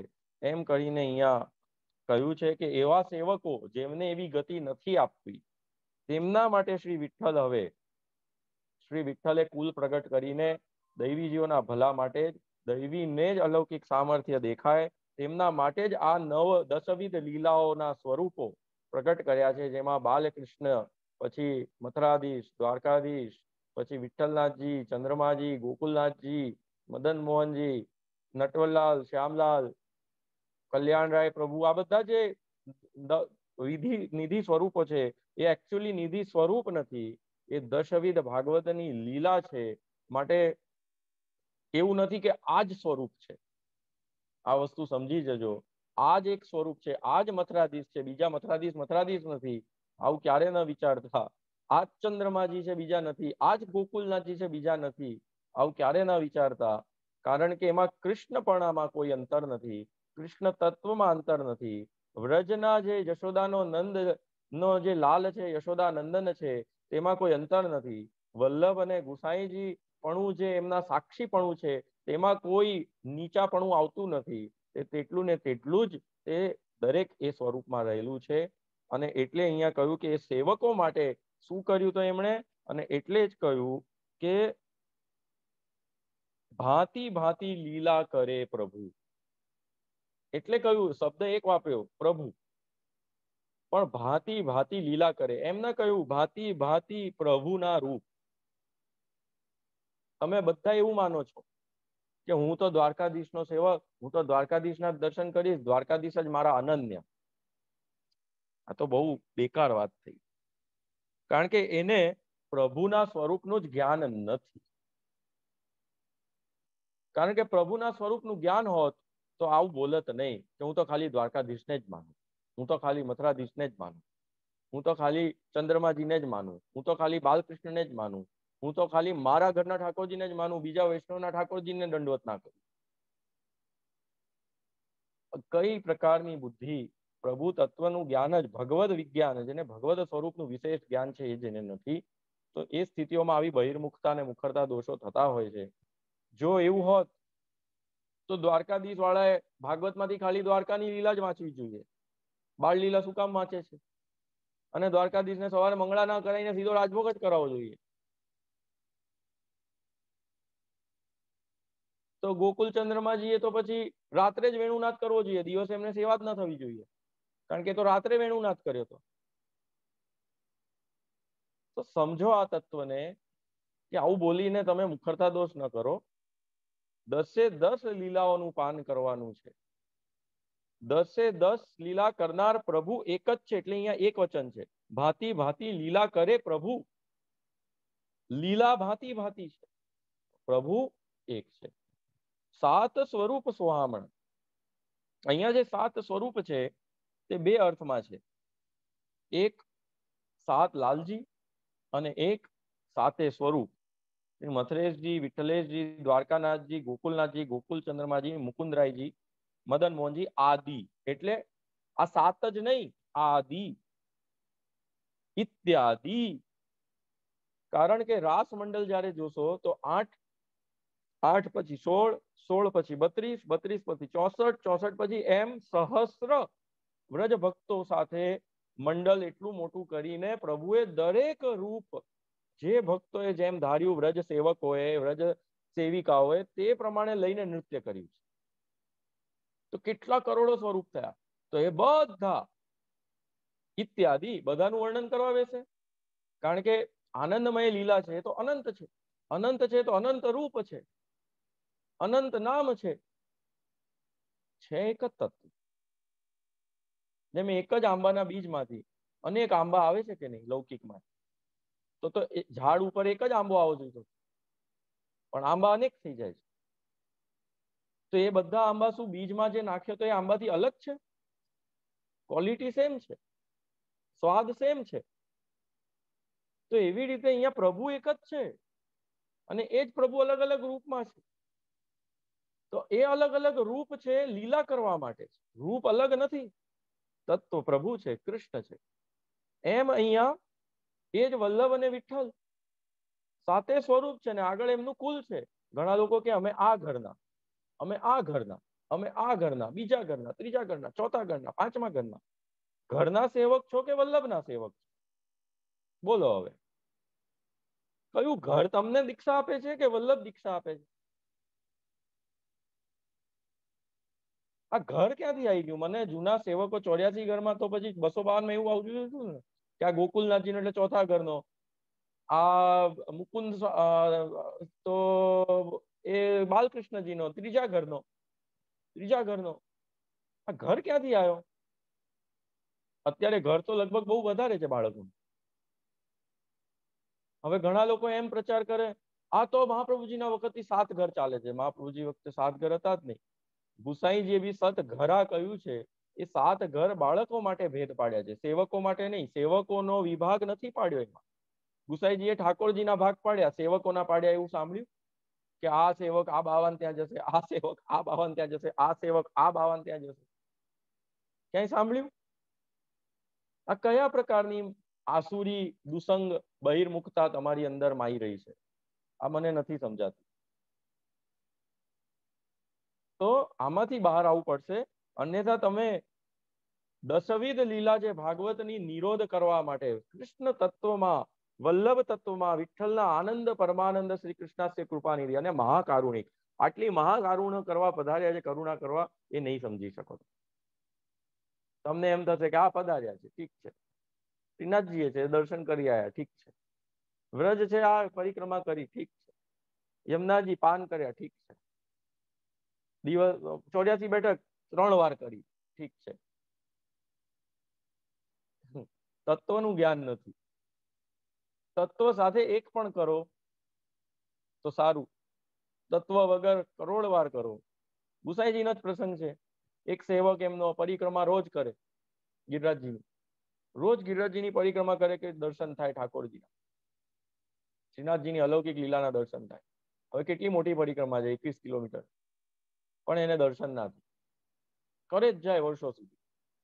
અચાનક એક દિવસ એને ખબર નહીં શું પ્રેરણા થઈ, એને એમ થયું કે રોજ ગુસાઈજી એમના સેવકો સાથે આ રસ્તા ઉપર પધારે છે, માર્ગ ઉપર, અને શ્રીનાથજીની સેવામાં પધારે છે, તો આજે પરિક્રમા ન કરીને છેક ગુસાઈજી જ્યાંથી પધારે છે ત્યાંથી એ માર્ગ પર કંકણ, એક આટલું નાનું કંકણ પણ ન રહેવા દો. એ કંકણ એટલા વીણી નાખ્યા એને સવારે વહેલા ઉઠીને કે જ્યારે ગુસાઈજી મંગળામાં પધાર્યા શ્રીનાથજી માટે, તો પગમાં કંઈ વાગે જ નહીં. તો કે આજે આ માર્ગ કોણે ચોખ્ખો કર્યો? તો કે આપનો પેલો પરિક્રમા વાળો છે. કે આજે એને પરિક્રમા ન કરી? તો કે ના, આજે આ વીણતો હતો. તરત ગુસાઈજીએ ત્યાં શ્રીનાથજીના પધાર્યા, સ્નાન કર્યું અને કીધું કે એને બોલાવો, અને બોલાવીને એને શ્રીનાથજીના જે લીલાના અલૌકિક દર્શન છે તે કરાવ્યા. ગુસાઈજીના અલૌકિક દર્શન, મહાપ્રભુના લીલાના અલૌકિક દર્શન એને થયા. તો એને દર્શન ક્યારે થયા? પરિક્રમાથી ન થયા. એને દર્શન સેવા ભાવથી, ગુસાઈજીના ચરણ શરણથી થયા. કે જો ગુસાઈજીનું સુખ વિચાર્યું તો શ્રીનાથજીએ દર્શન દીધું. આજે લોકો આ જ વસ્તુ ભૂલી ગયા ને એ શરણ આપવા, મહાકરુણા કરવા વધારે. હવે સમજાયું? અહીંયા એમ કહેવા માંગે છે કે ભાતી ભાતી લીલા કરે પ્રભુ. એ લીલા ભાતી ભાતી કેમ કરી? શરણ આપવા. એક જ સ્વરૂપ હોય તો શરણ કેવી રીતે રહે? કોઈને જીવ તો લૌકિક થઈ ગયો છે, તો એ જીવને કોઈ એક સ્વરૂપ ભાવી રહ્યું છે, બીજું નથી ભાવી રહ્યું, એ જ સ્વરૂપ છે. તો જીવનું સુખ વિચારીને સ્વરૂપ ભેદ કર્યા કે એને જેવું સ્વરૂપ જોઈએ તેવું મળે તો તેનું ચિત્ત એ તત્વમાં લાગે. એને તમે જડતા કરી નાખી. આકાર રૂપ, નામ રૂપ, મૂર્તિ રૂપ. સમજાઈ રહ્યું છે આખું? આ ટ્રેન્ડ થી વિપરીત વાત આવી ને. આજકાલનો ટ્રેન્ડ છે એનાથી એટલે થોડી વિચિત્ર લાગશે. ટ્રેન્ડમાં જો આવે તો એ પુષ્ટિ માર્ગ નથી ને. ટ્રેન્ડ એટલે લોક ધર્મ, કલયુગ ધર્મ. જો કલયુગ પ્રમાણે હું પુષ્ટિ માર્ગ કહું તો પુષ્ટિ માર્ગ નથી ને. પુષ્ટિ માર્ગ તો ઠાકોરજીનો માર્ગ છે, ઠાકોરજીની અપરંપાર કૃપાનો માર્ગ છે. અને એ કૃપા કોઈ કાળથી ના બંધાય, કોઈ દેશથી ના બંધાય, કોઈ મંત્રથી ના બંધાય, કોઈ કર્તાથી ના બંધાય, તો પ્રભુથી બંધાય ને. એને કોઈ થવાનું નથી કઈ. એટલે ટ્રેન્ડની વાત નહીં કરું. એ ટ્રેન્ડ વાળી વાત કરીશ તો પુષ્ટિ માર્ગ નથી. પાછું આઉટ ઓફ ટ્રેન્ડ છે. આ વાત આઉટ ઓફ ટ્રેન્ડ છે એટલે તો અલૌકિક છે. આઉટ ઓફ ટ્રેન્ડ હોય એ જ અલૌકિક હોય ને. જો ટ્રેન્ડ સાથે ચાલે તો એ લૌકિક છે, કારણ કે લોકમાં જે ચાલે તે લૌકિક. ખ્યાલ આવે છે? માટે હવે પુષ્ટિ માર્ગને લોક પ્રમાણે ચલાવવાનો પ્રયત્ન ન કરતા, ઠાકોરજી પ્રમાણે ચલાવવાનો પ્રયત્ન. ઠાકોરજી જે રીતે આના ડ્રાઈવર છે તો ચલાવવા માંગે છે તેમ ચાલવા દે છે. મહાપ્રભુજી આના ડ્રાઈવર છે, ઠાકોરજીએ ડ્રાઇવિંગ મહાપ્રભુજીને સોંપ્યું છે, ગુસાઈજીને, એમના પ્રમાણે ચાલવા દે છે. આપણે એના ડ્રાઈવર ન બનીએ, ન હું ન તમે. હું બી પોતે મહાપ્રભુ ગુસાઈજીને ડ્રાઈવર માનીને બેઠો છું. આ બહુ જરૂરી વસ્તુ છે આજના પુષ્ટિ માર્ગીઓને આ આખ્યાન દ્વારા સમજવાની, ગોપાલદાસ દ્વારા. એટલે જ અહીંયા કહ્યું કે ભાતી ભાતી લીલા કરે પ્રભુ, સાત સ્વરૂપ સોહામણા. એક સ્વરૂપ સોહામણા પ્રગટ કર્યા. એવું નહીં કે શ્રીનાથજીમાં વધારે સોહામણું છે, પછી મથુરાધીશમાં ઓછું, પછી દ્વારકાધીશમાં વિઠ્ઠલનાથજીમાં ઓછું, પછી એનાથી ઓછું દ્વારકાધીશ, એનાથી ઓછું ગોકુલનાથજી, એનાથી ઓછું ગોકુલચંદ્રમાજી, અને મદન મોહનલાલજી નટવરલાલ શ્યામલાલમાં તો સાવ ઓછું. ભાઈ છેલ્લો નંબર આવ્યો. આ તો કઈ ટોપ 10 થોડી ચાલી રહ્યું છે તમારું. રેડિયોના ટોપ 10 ગીત થોડી ચાલી રહ્યા છે. એટલે અહીંયા કહ્યું સાતે સ્વરૂપ સોહામણા. બધા એટલા જ સોહામણા છે. કારણ કે કોકને એ સોહામણું લાગી રહ્યું છે તો એમાં સોહામણુંપણું છે તો લાગી રહ્યું છે ને. કોકને એ સ્વરૂપે દર્શન દઈ રહ્યા છે લીલા અનુભવ, તો એમાં છે ત્યારે દઈ રહ્યા છે ને. ભાઈ મને જ થયું આ સ્વરૂપમાં, તને એ સ્વરૂપમાં થયું, પણ મને નથી થતું એટલે એ સ્વરૂપ નથી. ભાઈ તને એ સ્વરૂપ સોહાય છે, મને આ સોહાય છે. ગળ્યું બધું છે, કોઈને રસગુલ્લા સોહાય, કોઈને ગુલાબ જામુન, કોઈને શીરો. ગળપણ તો બધે છે. સમજાય છે આ વસ્તુ? એટલે અહીંયા કહ્યું કે સોહામણું પણ બધામાં છે. એક કેરીનો બીજ છે તો બધા કેરી આટલી બધી થઈ તો એ બધી એ જ ક્વોલિટીની છે. એમાં કઈ ગુણવત્તામાં અંતર આવતો નથી કે પહેલો આંબો વધારે ક્વોલિટી વાળો પછી બીજા બધા ડાલીઓ ઉપર થતા જેમાં ક્વોલિટી ઘટતી જાય. આ લૌકિકપણું આવ્યું. અંશમાં કમી આવી એ લૌકિકપણું આવ્યું. જો વલ્લભકુલના અંશમાં કમી આવી, અત્યારના ઠાકોરજી પુષ્ટાયા એમાં કમી આવી એમ માનશો તો શ્રીનાથજીમાં કમી છે અને મહાપ્રભુમાં કમી છે. કેમ? એમનો અંશ લૌકિક હતો માટે અત્યારના જે એમના અંશો છે એમાં ઘટતું ગયું સમય. અલૌકિક નિત્ય હોય, અવિનાશી હોય, એમાં કોઈ દિવસ ન ઘટે ન વધે, ઉમેરો કે કાઢો. તો એ ઠાકોરજીના સ્વરૂપોમાં, પુષ્ટાવેલા સ્વરૂપોમાં, વ્રજમાં, વલ્લભકુલમાં કોઈ ઘટ્યુંપણું આવ્યું એમ માનવું જોઈએ નહીં. એના અલૌકિકપણામાં કોઈ દિવસ કઈ તકલીફ થતી નથી. આજે આપણી દુર્દશા એ છે હિન્દુઓની કે આપણી મતિ ઉપર તામસ એટલો આવી ગયો છે કે આપણે આપણા ધર્મને પણ નથી જાણી શકતા. અને એકથી અધિક શોભે. જુઓ, એ નથી જાણી શકતાનો કારણ જ એ છે કે આપણને હિન્દુ ધર્મ, વૈષ્ણવ ધર્મ શોભા નથી લાગતી. નહીં તો એ શોભાવાળી લાગે. આપણને પોતાને એમ થાય છે કે આ વૈષ્ણવ ધર્મ, હિન્દુ ધર્મ શોભનીય નથી, માટે તો આપણે એવા કપડા, એવું વર્તન, એવું આચરણ, એવું આહાર કરતા હોઈએ છીએ કે આપણે આપણા આહાર વિહારનો ત્યાગ કરીએ, એમાં નીચપણું માનીએ, આપણી ભાષા બોલવામાં હલકાપણું માનીએ. હમણાં હું અંગ્રેજીમાં પ્રવચન કરીશ ને, મને આવડે છે, I can talk, I can do પ્રવચન in English too, but people will think, oh, he's so great and he's doing his pravachan in English. Why? What is the requirement of doing it in English? Urdu, Farsi એ જમાનામાં હતી, બોલાતી હતી રાજાઓના લીધે. તો મહાપ્રભુજીએ ગ્રંથો ઉર્દુ ફારસીમાં કેમ ના લખ્યા? ગુસાઈજીએ કેમ ના લખ્યા? એક જમાનામાં પાલી ને પ્રકૃત ભાષા હતી બુદ્ધ ને જૈન શાસનમાં, તો એ આપણા પંડિતોએ તો સંસ્કૃતમાં જ લખ્યું. પાલી ને પ્રકૃત ભાષામાં કેમ ના લખ્યું? કારણ કે સંસ્કૃત ઠાકોરજીની ભાષા છે, આપણા દેવી દેવતાઓ, આપણા ધર્મની ભાષા છે, આપણી સંસ્કૃતિની ભાષા છે. ગુજરાતી, બંગાળી આ સંસ્કૃતની માં છે, બધી સંસ્કૃતાની માં છે. તો હું શું કામ અંગ્રેજી બોલું? લેટિન, ગ્રીક, જર્મન કઈ જરૂર નથી. અનુવાદોની જરૂર નથી. ભાષા શીખો. ફ્રેન્ચ શીખી લો છો ભારતીય થઈને, તો ભારતીય થઈને ભારતીય ભાષા નહીં આવડે? આ આગળ જ ન રાખો કે હું અંગ્રેજીમાં બોલીશ. તો એવી જ રીતે તો બધું શોભાયમાન જ છે. ઓલરેડી બધું જે એકદમ શોભાયમાન ને સોહામણું છે, એવી ભાષા, એવા સ્વરૂપો, એવી શરણ આપવા માટે મહાકરુણા કરવા પધાર્યા છે. વ્રજ સખી લે ભામણા. વ્રજ સખી એટલે અહીંયા તમને પાછું એમ થાય સ્ત્રી, જીવ માત્ર સખી છે. કારણ કે ભાગવતમાં સ્પષ્ટ લખ્યું છે કે ભગવાન સિવાય અન્ય બધા સ્ત્રી ભાવ વાળા છે. હવે પાછા આના નાસ્તિક લોકો કેવો અનર્થ કરે છે કે તમારા ત્યાં તો બધાને સ્ત્રી બનાવી દીધા, કે આ પુરુષ નથી અને સ્ત્રીનો અર્થ આમ કરીને વર્તન કરે. એવું ના હોય. સ્ત્રી ભાવનો અર્થ છે. હવે સ્ત્રી ભાવ એટલે શું? પુરુષમાં સ્ત્રી ભાવ, ભાવમાં સ્ત્રી ભાવ કરતી. ભાવમાં સ્ત્રી ભાવ નથી કર્યું, તમને સમજાવવા માટે એ શબ્દ આપ્યા છે. બાકી ભાવ ત્રણ પ્રકાર, એક ભોગતા, એક ભોગ્ય અને એક સાક્ષી. પણ ભોગતા, ભોગ્ય, સાક્ષી સમજાય નહીં એટલે પેલું કહેવાય ને, તમને સમજમાં આવે એ શબ્દ વાપરીને પુ ભાવ, સ્ત્રી ભાવ ને સાક્ષી. જેમ કોઈ ગોરાને આલુ વડા સમજાવવા હોય તો આપણે એને એમ કેવું પડે પેટી, ફ્રાઈડ પેટી. એને આલુ વડા ના સમજાવાય. તમે આલુ વડા કહો, વોટ્સ ધીસ આલુ વડા, આલુ વડા, આલુ વડા કર્યા કરે.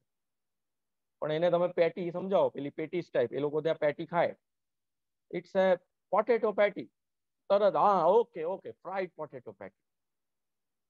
બાકી આલુ વડા એને સમજાવવા અઘરા પડે.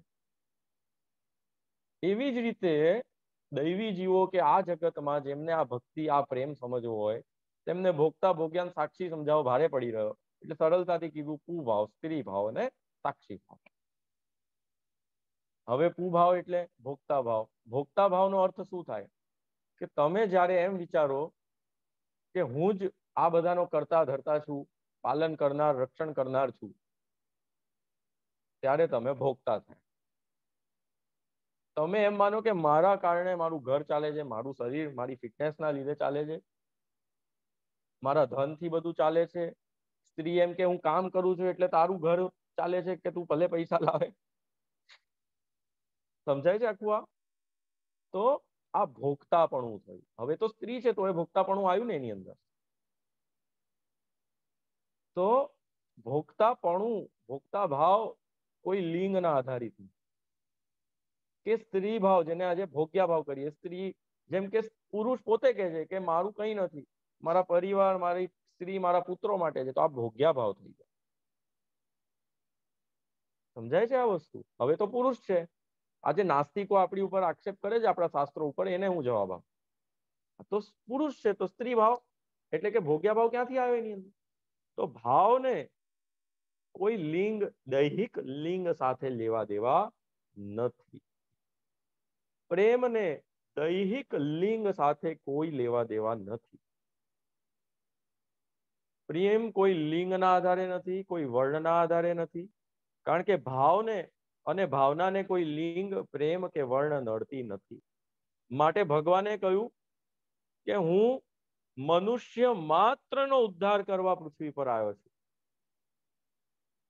આપણા સનાતન ધર્મોમાં મનુષ્ય માત્રના ઉદ્ધારની વાત છે, હિન્દુ વૈદિક ધર્મ માનનારાઓને નહીં. સમજાય છે આ વસ્તુ? તો આપણો વૈષ્ણવતા મનુષ્ય માત્ર માટે છે, ખાલી હિન્દુઓ માટે નથી. માટે તો રસખાન, અલીખાન પઠાણ, તાજ બીવી પણ વૈષ્ણવ થયા, નહીં તો નામ તો તાજ બીવી છે. તો કહેવાનો અર્થ અહીંયા એ છે કે શોભા, શોભા આ જે તત્વોમાં છે તે બધા જ તત્વો એક સાથે પ્રગટ થયા. ભાષા, વસ્ત્ર, સામગ્રી, રાગ, તાલ, વાદ્ય, આર્કિટેક્ચર, સ્વરૂપ, અને એ બધું સમજાવનાર, શરણ આપનાર એવા સ્વયં પ્રભુ મહાકરુણા કરવા પધાર્યા કે સાક્ષાત શરણ લેવી પડશે. અને એટલે અહીંયા કહ્યું કે એક એકથી અધિક શોભે વ્રજ સખી લે ભાવના. તો વ્રજ સખી થી અર્થ અહીંયા કેવલ સખી નથી, સખીનો અર્થ જીવ માત્ર છે. પ્રભુ સિવાય કોઈ ભોગતા નથી, કારણ કે બધા ક્યાંક ને ક્યાંક રક્ષણ, પાલન કે પોષણ કરી શકતા નથી. જેમ કોઈ મનુષ્ય એવું માનતો હોય, સ્ત્રી કે પુરુષ, કે હું આનું રક્ષણ કરું છું, તો મરી જશે પછી એ વ્યક્તિનું કે એ વસ્તુનું રક્ષણ થાય છે કે નહીં? થાય છે ને. આપણે રક્ષણાર કેવી રીતે થયા? આપણે ભોગતા નથી, આપણે રક્ષા નથી કરી શકતા, આપણી ઉંમર વધે તો બી નથી કરી શકતા. સમજાય છે આ વસ્તુ? આપણે પાલન નથી કરી શકતા. જે સદા માટે રક્ષા, પાલન, પોષણ કરતું હોય એ ભોગતા. સદા માટે રક્ષા, પાલન અને પોષણ તો પ્રભુ કરે છે. માટે પ્રભુ ભોગતા છે. અને જીવ જેટલા બી, જીવ શબ્દ અહીંયા આવી ગયો, મનુષ્ય નહીં, જીવ 84 લાખ યોની, મક્ખી મચ્છર થી લઈને દેવતાઓ પણ, દેવ સૃષ્ટિમાં રહેલા પક્ષીઓ, પશુઓ પણ, અને અસુર સૃષ્ટિમાં રહેલા પશુ પક્ષી ને અસુરો પણ, એ બધા જીવ છે. જીવ માત્ર ભોગ્યા છે, કારણ કે જીવ પોતે પોતાનું પાલન, રક્ષણ ને પોષણ કરી શકતો નથી. એને આધારિત જ રહેવું પડે છે. દેવતાઓને બી આધારિત રહેવું પડે. તો મનુષ્યની ક્યાં વાત આવી, જીવોની ક્યાં વાત આવી? માટે અહીંયા સખીનો અર્થ સ્ત્રી ભાવ એટલે ભોગ્યા ભાવ. તો વ્રજમાં જે લોકોને ભોગ્યા ભાવ છે, જેઓ વ્રજમાં ભોગ્યા ભાવ વ્રજ ભક્તોને હતો, એટલે આગળ વિશેષણ લગાડ્યું વ્રજ સખી. સખી તો જીવ માત્ર છે, દેવતા પણ છે, અસુર પણ છે, કારણ કે ભોગ્યા છે, પ્રભુ જ ભોગતા છે. તો કેવી સખી? ભગવાનના સખા બધા છે. અસુરો પણ ભગવાનના સખા છે, દેવતાઓ પણ ભગવાનના સખા. ભગવાને એવું નથી કીધું કે અસુર મારા સખા નથી. અસુરો એવું માને છે કે ભગવાન અમારા સખા. સમજાય છે આ વસ્તુ? તો અહીંયા ભોગ્યા ભાવ આપણામાં કેવો હોવો જોઈએ? વ્રજ ભક્તો જેવો હોવો.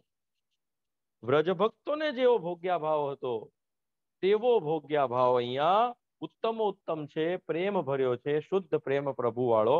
અને એટલે અહીંયા એમ કહેવામાં આવ્યું કે પેરે પેરે પરિવાર સોહે દેવ મોહે નિરખતા. દેવતાઓ પણ આ પૃથ્વી ઉપર વાહવાહી કરી રહ્યા છે કે ધન્ય છે, ધન્ય છે આ મનુષ્યનું, આ પશુ પક્ષીઓનું, કે ભગવાન આટલા બધા લીલા, આટલી બધી અલગ અલગ લીલાઓ કરવા એક જ પ્રભુ શ્રી મહાપ્રભુ રૂપે પ્રગટ થયા છે. અને પ્રગટ થઈને વિવિધ રીતે લીલા કરે છે. દેવ મોહે નિરખતા. દેવતાઓને પણ અહીંયા એકદમ મોહ થઈ રહ્યો છે કે અમને ક્યારે અહીંયા જન્મ લેવા મળે આ દેવલોક છોડીને. પણ એ લોકો દેવલોક છોડી શકે એમ નથી, એવી એમની સ્થિતિ છે. ઉત્સાહ આનંદ અધિક વાદ્યો કુસુમ વરખે હરખતા. માટે આવો ઉત્સાહ એટલે આનંદ. ઉત્સાહ અને આનંદમાં શું ફરક છે? આનંદનો અતિરેક જ્યારે થાય ત્યારે ઉત્સાહ, ઉત એટલે ઉપરની તરફ વધવું, અને સાહ એટલે એકદમ વધતા જવું. ઉત્સહસ શબ્દથી આવશે, ઉત ઉપસર્ગાત સહસ ઇતિ ઉત્સાહ. તો ઉત્સાહ જે સતત વધતું રહે છે, જેમાં કોઈ દિવસ ઓટ આવતી નથી, કમી આવતી નથી, તેવો આનંદ. એટલે અહીંયા કહ્યું કે અધિક વાદ્યો. આનંદ શબ્દ આવી ગયો તો અધિક વાદ્યો શબ્દ કહેવાની શું જરૂર? પણ એ આનંદમાં કમી આવશે નહીં. જે સ્ટેટસ એકવાર મેન્ટેન થયું તે ત્યાંથી ઉપર જ જશે, એમાં નીચાપણું આવશે નહીં. કુસુમ વરખે હરખતા. કુસુમ અહીંયા એટલે એવા સ્વરૂપોના પ્રાગટ્યથી, તો જેમ વ્રજનું કણ કણ એ વખતે ખીલી ઉઠ્યું, નિત્ય લીલા ખીલી ઉઠે છે, તેમ એ સ્વરૂપ જ્યાં જ્યાં બિરાજે છે, આપણા આ સ્વરૂપો, ઠાકોરજીનું સ્વરૂપ જે તમારા ઘરમાં બિરાજે છે, પુષ્ટાયેલું સ્વરૂપ અમારા ત્યાં બિરાજે છે, વલ્લભનું સ્વરૂપ બિરાજે છે, ગુસાઈજી બિરાજે છે, ત્યાંના ઝાડ પાન પણ, તમારા ઘરના પણ ઝાડ પાન હરખાઈ રહ્યા છે. એવું નહીં કે ખાલી વ્રજના જ હરખાઈ રહ્યા છે કે મારા ઘરના જ હરખાઈ રહ્યા છે. તમારા ઘરમાં રહેલા પણ ઝાડ પાન, પશુ પક્ષી, પરિવાર બધા જ હરખાઈ રહ્યા છે. કારણ કે સાક્ષાત ન કેવલ પ્રભુ, પણ પ્રભુ સાથે એમનું આ કલયુગમાં ઉદ્ધાર કરનાર મહાકારુણિક મહાપ્રભુનું સ્વરૂપ, ગુરુ સ્વરૂપ, યમુનાજી, વ્રજ ભક્તો ઇત્યાદિ સહિત બધું જ તમારા ઘરે આજે બિરાજ્યું છે. તો તમારા લૌકિક ઘરનું પણ એ ઘર લૌકિક ન થઈ, એના ફૂલ, એના પાંદડા, એની એક એક ઈંટ, ઇવન તમે પોતે, તમારા પરિવારજનો પણ આજે અંદરથી અલૌકિક થઈને હરખાઈ જ રહ્યા છે. અજ્ઞાનનો, મહાત્મ જ્ઞાનનો અભાવ છે, બાકી ત્યાં જ છો. અહમતા મમતાનો દોષ છે, બાકી તે જ છે. અને એના માટે આગળ આજે અહીંયા અટકીએ છીએ. બધાને બહુ લેટ થયું હશે, પછી કંઈક વ્યવસ્થિત સમય આપીશું. મારે થોડી દોડધામ છે 2 દિવસ, એટલે થોડો સમય નથી આપી શક્યો. અને એ વખતે હું આને વધારે વિસ્તારથી કહીશ એવી મારી આશા છે. થોડું એવું હોય તો 5 મિનિટ કહી દઉં ઇન શોર્ટ, કે કેમ મહાપ્રભુનો, ગુસાઈજીનો આશ્રય જરૂરી છે આપણા ગુરુનો કલયુગમાં. કે સર્વ ધર્માન પરિત્યજ્ય મામેકમ શરણમ વ્રજ. છેલ્લે ગીતામાં બધા જ ધર્મો બતાવ્યા, જ્ઞાન બતાવ્યું, તપ બતાવ્યું, વૈરાગ્ય બતાવ્યું, યોગ બતાવ્યું, ભક્તિ બી બતાવ્યું, પુરુષોત્તમે પોતાનું સ્વરૂપ પણ બતાવ્યું, બધું જ કહી દીધું. પણ 18મા અધ્યાયમાં છેલ્લે શું કીધું? સર્વ ધર્માન પરિત્યજ્ય. બધું જ છોડી દો. ન જ્ઞાન, ન તપ, ન યોગ, ન વૈરાગ્ય, બધું જ છોડી દો. ચોખ્ખું કીધું, સર્વ ધર્મ. કેમ છોડી દો? કારણ કે મારી શરણ, મામ એકમ શરણમ વ્રજ.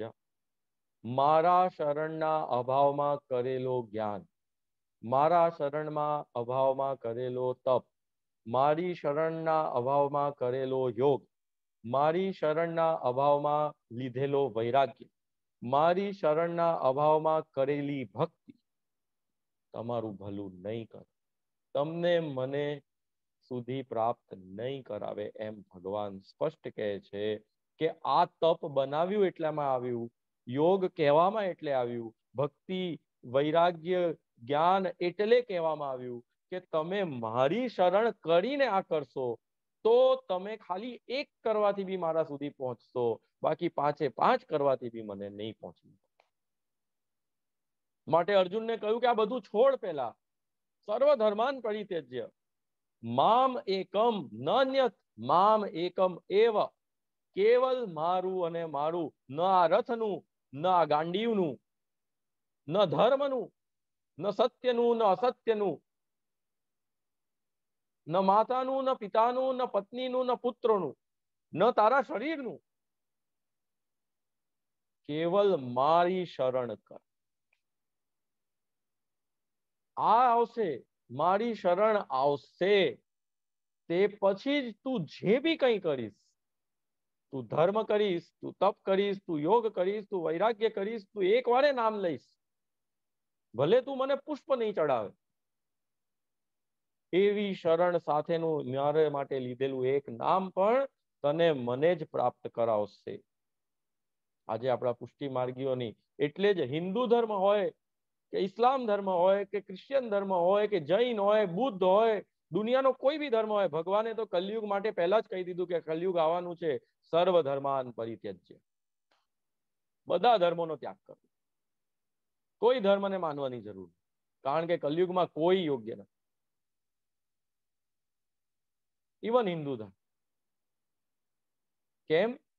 મામ એકમ શરણમ વ્રજ.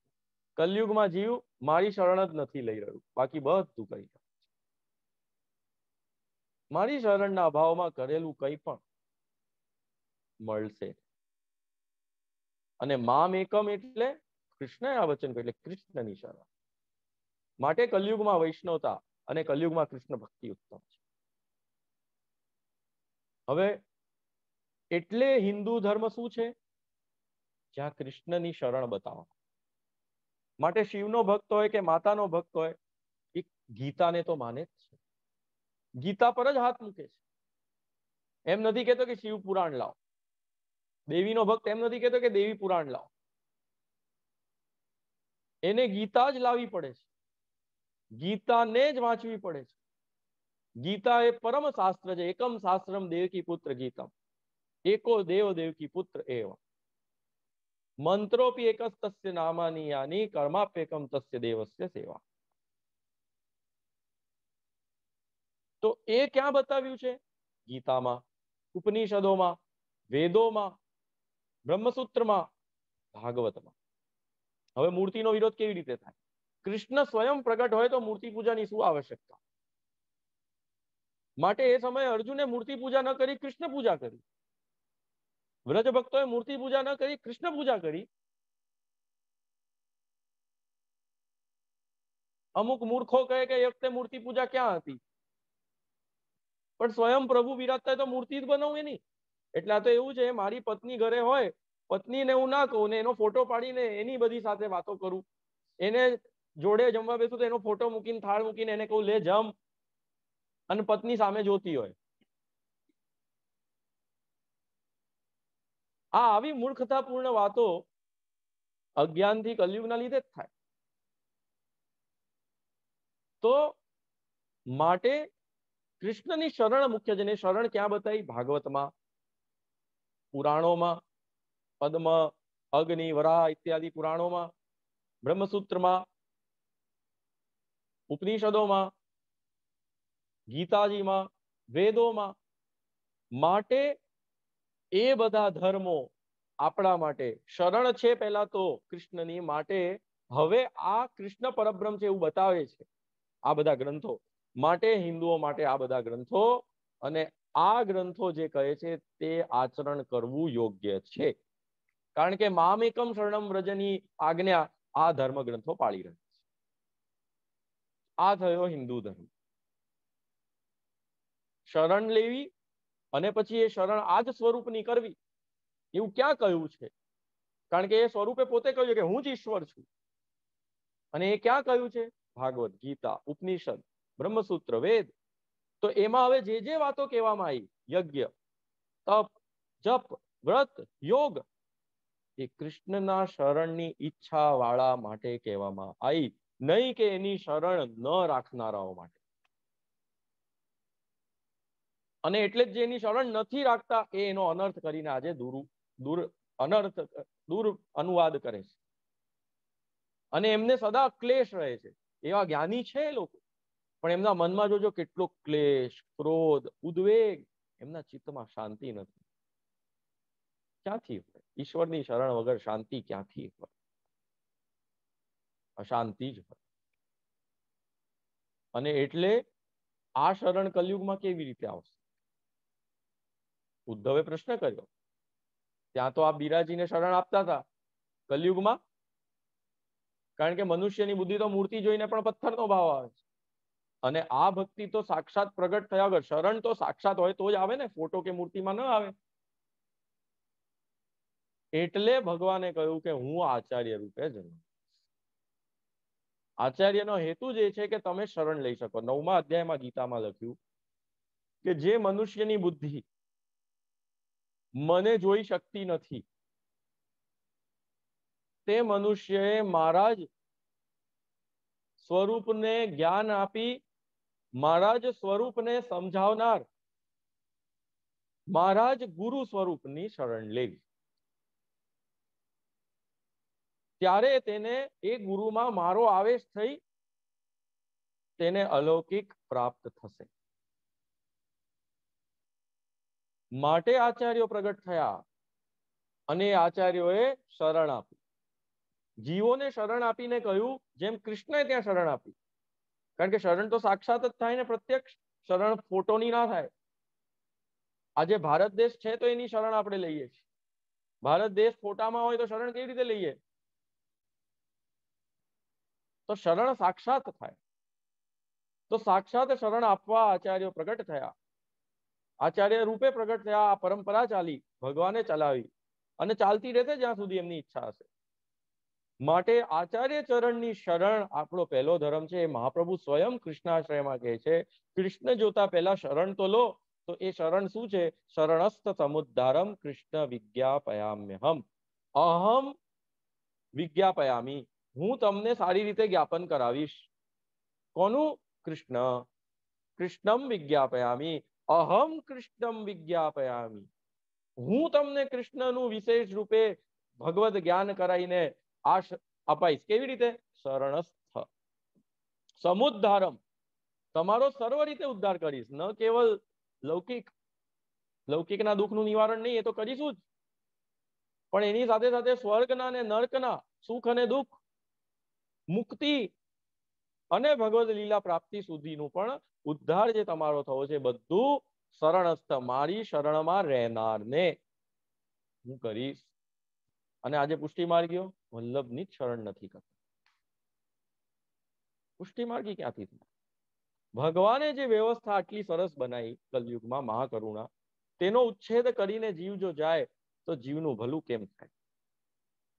વ્યવસ્થા ભગવાન સુધી પહોંચવાની ભગવાને બનાવવી પડશે, જીવ ના બનાવી શકે. તમારે ભગવાન સુધી પહોંચવું છે તો ભગવાન રસ્તો બતાવશે એમ ચાલવું પડશે. તમારા રસ્તો બનાવીને તમે ભગવાન સુધી નહીં પહોંચી શકો. કારણ કે ભગવાન ક્યાં છે, કેમ એને મેળવું, એ પોતે બતાવશે. એ પોતે વ્યવસ્થિત નક્કી કરશે કે એને કઈ રીતે મળવું છે. એ વ્યવસ્થા જે આ બનેલી છે, વ્યવસ્થામાં આપણે, હું હોઉં કે તમે, બિંદુ હોય કે નાદ, ચાલવું પડશે.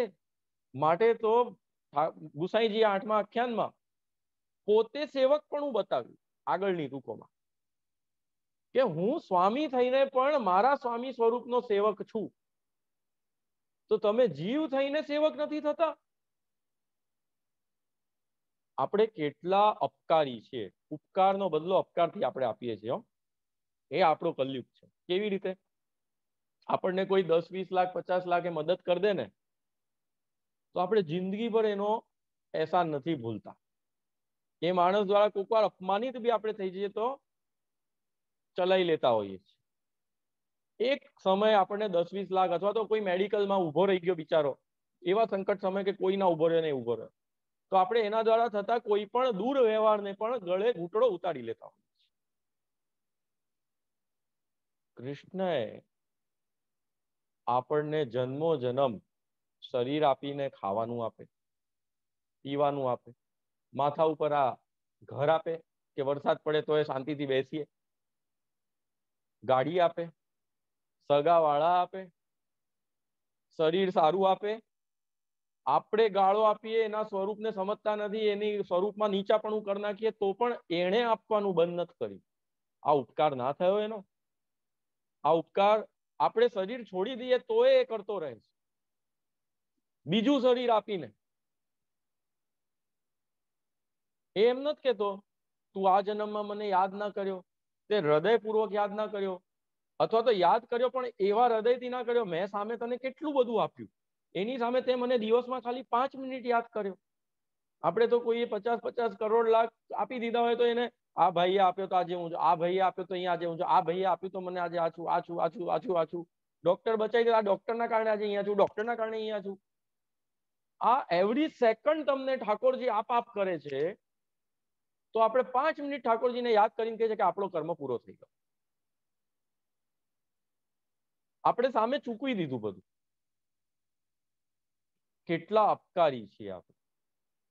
એના માટે મનોરથ કરીને અષ્ટાયમ સેવા કરીશું તો એમ માની લઈશું બહુ મોટું કામ કર્યું, એને જ આલેલું છે. તું એને ધરે છે એમાંથી ભાગ આટલો પાછો, પૂરેપૂરું તો ધરતો નથી. કયો મોટો ઉપકાર ચડાયો છે? તારા શરીરનું હલન ચલન ને વૃત્તિઓ એના કારણે ચાલે છે, તો એમાંથી 5 મિનિટ કે 2 કલાક લગાડી દીધી, કયો મોટો કામ કરી લીધો તે? એ તો ક્ષણે ક્ષણે તને આપ્યા કરે છે. એટલે કહ્યું જીવ સ્વભાવતઃ દુષ્ટા. આપણે અપકારી છીએ, દોષો. સમજાયું? તો આ અપકારનો બદલો આપણે જે ચૂકવીએ છીએ તે સરળથી મટી શકે છે. આપણું સ્વામિત્વ આપણે છોડી દઈએ ને તો આપણે અપકારી નહીં રહીએ. આપણે શરણ સ્વીકારી લઈશું ને તો આપણો અપકાર નો જે વ્યવહાર છે જતો રહેશે. દાસપણું, શરણ માટે શરણ આપવા મહાપ્રભુજી કહ્યું કે શરણસ્થ સમુદ્ધારમ, મારું શરણ લેશો તો હું તમને કૃષ્ણનું આ વિશેષ શરણ આપીશ. અને એટલે 84-252 વલ્લભનો શરણ લીધો. એટલે જ આસુર લીલા કરી કે જેણે વલ્લભના શરણમાં આવવા છતાં શરણ દ્રઢ ના કરી, તો વલ્લભ એવી લૌકિક લીલા કરી, ગુસાઈજીએ કરી, 7 લાલજીઓએ કરી, ગોકુલનાથજી પેલી આજ્ઞા કરીને ગયા. સમજાય છે આખું કે તમને હવે તો જાગે અંદર વિરહ કે હાય હાય. તો આ શરણ, તો શરણના અભાવમાં કરેલી તમારી સેવા, શરણના અભાવમાં કરેલો બળો મનોરથ, શરણના અભાવમાં કરેલો તમારો કોઈ પણ કાર્ય નિકમ્મો, નકારો, કઈ જ અર્થ આપતો નથી. કારણ કે શરણ જ નથી. તમે એને પુણ્ય બી ના માનો કે ભગવાનનું નામ લીધું તો પુણ્ય તો હોય ને, પણ ક્યાંથી હોય? શરણ નથી તો. શરણ વગર એ પુણ્ય પણ નથી. કારણ કે તમે નામ લેવાને પુણ્ય માનતા નથી. તમે એને એક દેવ કે એક એવું માનો છો કે જેની શરણ જરૂરી નથી, પણ એ દેવ છે માટે એનું નામ લઈએ છીએ. જેને શરણ વર્તાતી હોય, અને શરણ તો પ્રત્યેક જીવે લેવી જોઈએ. મનુષ્ય માત્ર ઈશ્વરની શરણ લેવી જોઈએ કે કૃષ્ણની શરણ લેવી જોઈએ કે નહીં? માટે આખી પૃથ્વી હિન્દુ છે. એને અજ્ઞાન છે કે કૃષ્ણ ઈશ્વર છે. જેને જ્ઞાન છે એનો ઉદ્ધાર છે. માટે વસુદૈવ કુટુંબકમ. મનુષ્ય માત્ર વૈષ્ણવ છે, જીવ માત્ર વૈષ્ણવ છે, કારણ કે કૃષ્ણનો દાસ છે, કૃષ્ણની શરણ છે. પણ એ શરણ આગત આપણે શરણ તરફ ગતિ કરવાની છે. પ્રભુ તો આવી ગયા શરણ આપવા, મહાપ્રભુ એટલે કીધું મહાપ્રભુ. પણ આપણે ક્યારે ચાલીને જઈશું કે પધાર્યા છે? તો આ છે હિન્દુ ધર્મ, આ છે વૈષ્ણવ ધર્મ. અને એ જ બતાવવા શ્રી ગુસાઈજીએ પહેલા પોતે સેવકપણું બતાવ્યું, આજે બી વલ્લભકુલ સેવકપણું બતાવે ઠાકોરજી સન્મુખ, અને એટલે આપણને શીખવાડે કે આપણે બી સેવકપણું રાખવું. ક્લિયર? આજે આટલું રાખો, પછી ક્યારેક સમય રહેશે એવી રીતે આપણે મળીશું.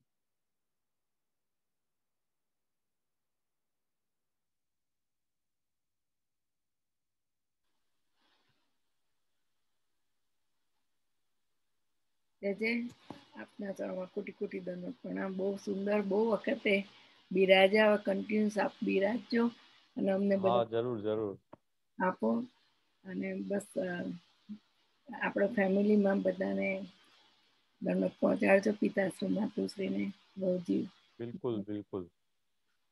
હું વૈષ્ણવને ખોલું જે બહુ લેટ થયું, મારે થોડી વ્યસ્તતા હતી, મારા મગજમાંથી બી નીકળી ગયું દોડધામના લીધે થોડું. એટલે ઓ માય ગોડ. હા, હું બીજી દોડધામમાં લાગી ગયો, પછી સડન મને યાદ આવ્યું અને પછી કેમેરા ચાલુ કર્યું તો બધું મારે કેમેરા મોબાઈલ ચેન્જ થઈ ગયો તો બધું નવેથી બધું એપ્લિકેશન ડાઉનલોડ ને પેલું રેજીસ્ટર કરવાનું પેલું પૂછતો હતો. એ પાછું હું ભૂલી ગયો પાસવર્ડ ને બધું. એટલે પાછું ફોરગોટ પાસવર્ડ ને એ બધું કરીને ઓપન કર્યું પછી. વૈષ્ણવ જે હવે આપશ્રી આવશો આવતા મહિને? હા, એટલે મારી ઈચ્છા એવી છે કે આ વલ્લભાખ્યાન એકવાર પૂર્ણ થઈ જાય, કંઈક અઠવાડિયે એક દિવસ એવું રાખીને 4 અઠવાડિયામાં પૂરું કરી દઈએ, એટલે 4 સેશનમાં પતી જાય. ઓગસ્ટની 12મી આપણે ખાલી આપણે હોય તો હવે ઉત્સવ તો નથી આવતો ને, એ બધા દિવસો એવા છે પાછા, જોઈ લેવા જન્માષ્ટમી ને એવું બધું. જન્માષ્ટમી નું બધું છે જે. હા, એ ખાલી મારે જોઈ લેવું પડશે. એના પછી હું વ્રત જઉં છું 5-7 દિવસ, 23 તારીખથી 28. જે અમે જાન્યુઆરીમાં આવીએ છીએ ઇન્ડિયા. એમ? સરસ. બધા વૈષ્ણવને ઈચ્છા છે કે બધા અમે ભેગા થઈએ, એટલે અમે સાઉથની બેઠકમાં જવાના છે. સરસ. આખું સાઉથ કરવાના છો કે લિમિટેડ? ના, બધી સાઉથ. અનિરુદ્ધ બાવા ઉપાડે છે જે શ્રી એમાં અમે. અને પછી આપશ્રી પણ બિરાજો. અમે 16મી 17 થી 28 તારીખ વ્રજમાં છે. તો બધા અમે આપ પણ એટલે બધા બેઠકો જ છે અને બધા બેઠક મનોરથ કરે તો આપ પણ બિરાજજો. જય શ્રી. જરૂર જરૂરથી. આનંદનો વિષય છે. ખાલી ઓનલાઈન જોયા છે તો રૂબરૂ મળવાનું થશે. એટલે બધાની બહુ ઈચ્છા. સ્મિતાબેન આવો ને આપણે બધા ભેગા થઈએ, વલ્લભને થઈએ ને, એટલે અમે વ્રજમાં બધા. વ્રજ તો કેટલા તમે લોકોએ કેટલા 3-4 વર્ષથી તો નહીં જ ગયા હો બધા. આ કોરોનાના લીધે તો 2.5 વર્ષ એમને એમ થયા હશે. 8 વર્ષ થયા ઇન્ડિયા આય એનો જે આશીર્વાદ. તો આપણે બધા સાથે બિરાજજો. બિલકુલ બિલકુલ. તારીખ 17, 18, 19, 20, 21, 22, 23, 24, 25, 26, 28. દંડવત પ્રણામ. આપને દંડ. હા, આશીર્વાદ. જય જય વલ્લભાધીશ કી જય. દંડવત પ્રણામ. બહુ સુંદર થા. જય જય દંડવત પ્રણામ. જય જય અમારા સહપરિવારના ખૂબ આનંદ આવ્યો. દંડવત પ્રણામ.